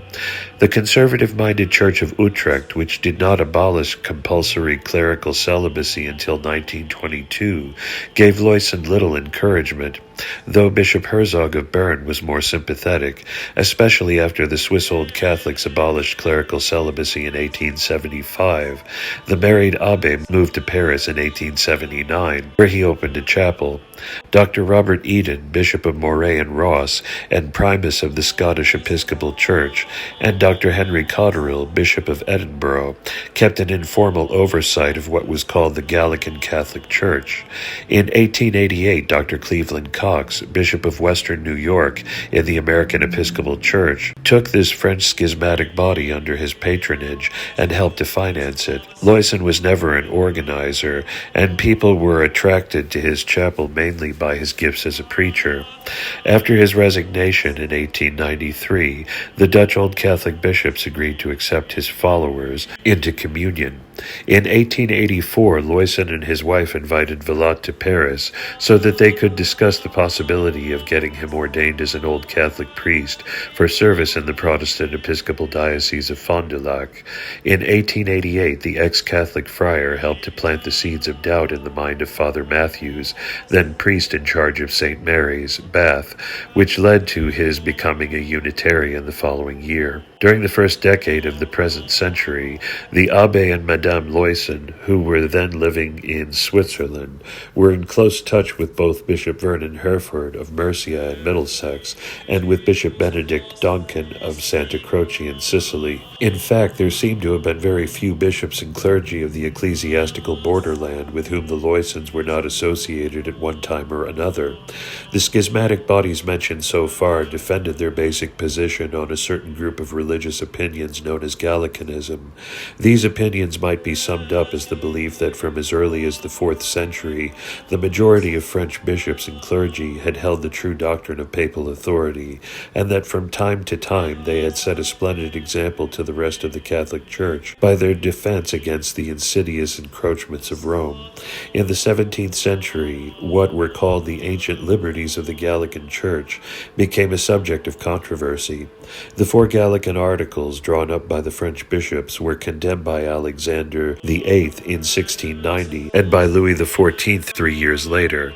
After this, Gallicanism went underground, but it continued to be taught in not a few seminaries throughout the 18th century and lingered on among a handful of the clergy until living memory. The anti-clerical government of the early 1900s was only too ready to encourage any project to set up a national church in France independent of the Holy See. Nobody was more eager than Aristide Briand, the future premier, who in 1903 began his long career as Minister of Education. He appears to have been on friendly terms with Archbishop Villot, who had already sown the seeds of a new schismatic body in France by ordaining 2 priests in Paris in 1898. 2 years later, he decided to get reconciled with Rome, but as related already, he changed his mind and returned to North America. He was back again in France early in 1907, and taking advantage of the law passed in 1901, he formed an association culturelle catholique, apostolique et francaise, which gave legal status to the small group of clergy and layfolk who regarded him as their leader. But Villot seldom remained long in any place, and having opened an old Catholic chapel in Paris and laid the spiritual foundations of a schismatic church, he left its organization to others. He was succeeded as primate of this Gallican Église catholique francaise by Julius Husse, who on December 4th, 1904, had been consecrated at Tingen in Germany by Paolo Miraglia Galati, Bishop of Piacenza. Husse, formerly a Catholic priest, was an occultist and faith healer. Under the name of the Abbe Julio, he published several treatises on magic and symbolism. Why this burdened, patriarchal-looking apostate priest should have believed that he was called to be a shepherd of souls is difficult to understand, but doubtless Miraglia Galati did not bother to investigate his theological opinions. Certainly Husse himself believed that a bishop had greater powers as a dealer in magic and spells than a mere priest. Birds of a feather flocked together. Among those who chose this now famous necromancer as their spiritual director was an ex-Trappist monk of Fongambalt, Louis-Marie Francois Giraud. Equally dissatisfied by the mortifications of the Cistercian life and the life of Catholic mysticism, he left his monastery and joined the Église catholique francaise, otherwise the Église gallicane. He was raised to the priesthood by Villot on June 21st, 1907, but it was the Abbe Julio who decided that this convert had the vocation to be a bishop, not so much for pastoral work as for his rare gifts as a magician. On June 21st, 1911, he raised Giraud to the episcopate in the old Catholic chapel at Aire near Geneva. Among the new prelate's most devoted disciples was a certain Madame Mathieu, much resorted to as a faith healer. Her home was in Gazinay, a village near Bordeaux, on the road to Arcachon. By 1909, she had built a chapel in her garden, where apostate or suspended priests were welcome to celebrate Mass. She claimed to perform miracles by the laying on of hands. Here Monsignor Giraud made his headquarters, became La Bonne Maman Mathieu, as the initiates called her, though others called her the sorceress, was proud to give him free board and lodging. The countryside around Gazinet became notorious as a little hotbed of occultism and alleged witchcraft. It is curious that certain districts in almost every country have been the breeding grounds of heretics and schismatics more than others, and France is no exception. Sometime during the year 1890, a certain Jules Duhamel founded a universal Gnostic church in France and assumed the rank of patriarch. His object was to revive the mystical doctrines expounded by Origen, circa 185 to 254, the Alexandrian biblical critic, theologian, and spiritual writer, which included the pre-existence of souls and metempsychosis, i.e. that souls migrate from one body into another until complete purification has been achieved. Duhamel claimed that he had received a double spiritual consecration, the first by Jesus in person, the second during a spiritualist seance by 2 Bogomil bishops. It is possible that Duhamel derived many of his heretical doctrines from a later generation of Martinists who led an underground existence in France between 1860 and 1880, and who claimed links with the Knights Templars. Some of them had been initiated into the Masonic rites of Memphis Mizraim, revived in 1839 by Marconis de Neg, and said to have been brought to Europe by Ormus, an Egyptian priest, in the 1st century A.D. Duhamel, known as Tau Valentin II, consecrated 3 bishops who took the name of Papis, Sedir, and Chamuel, forming the sacred synod of this Gnostic church. The history of the French Gnostics is wrapped in mystery. Many priests were ordained and bishops consecrated by esoteric rites.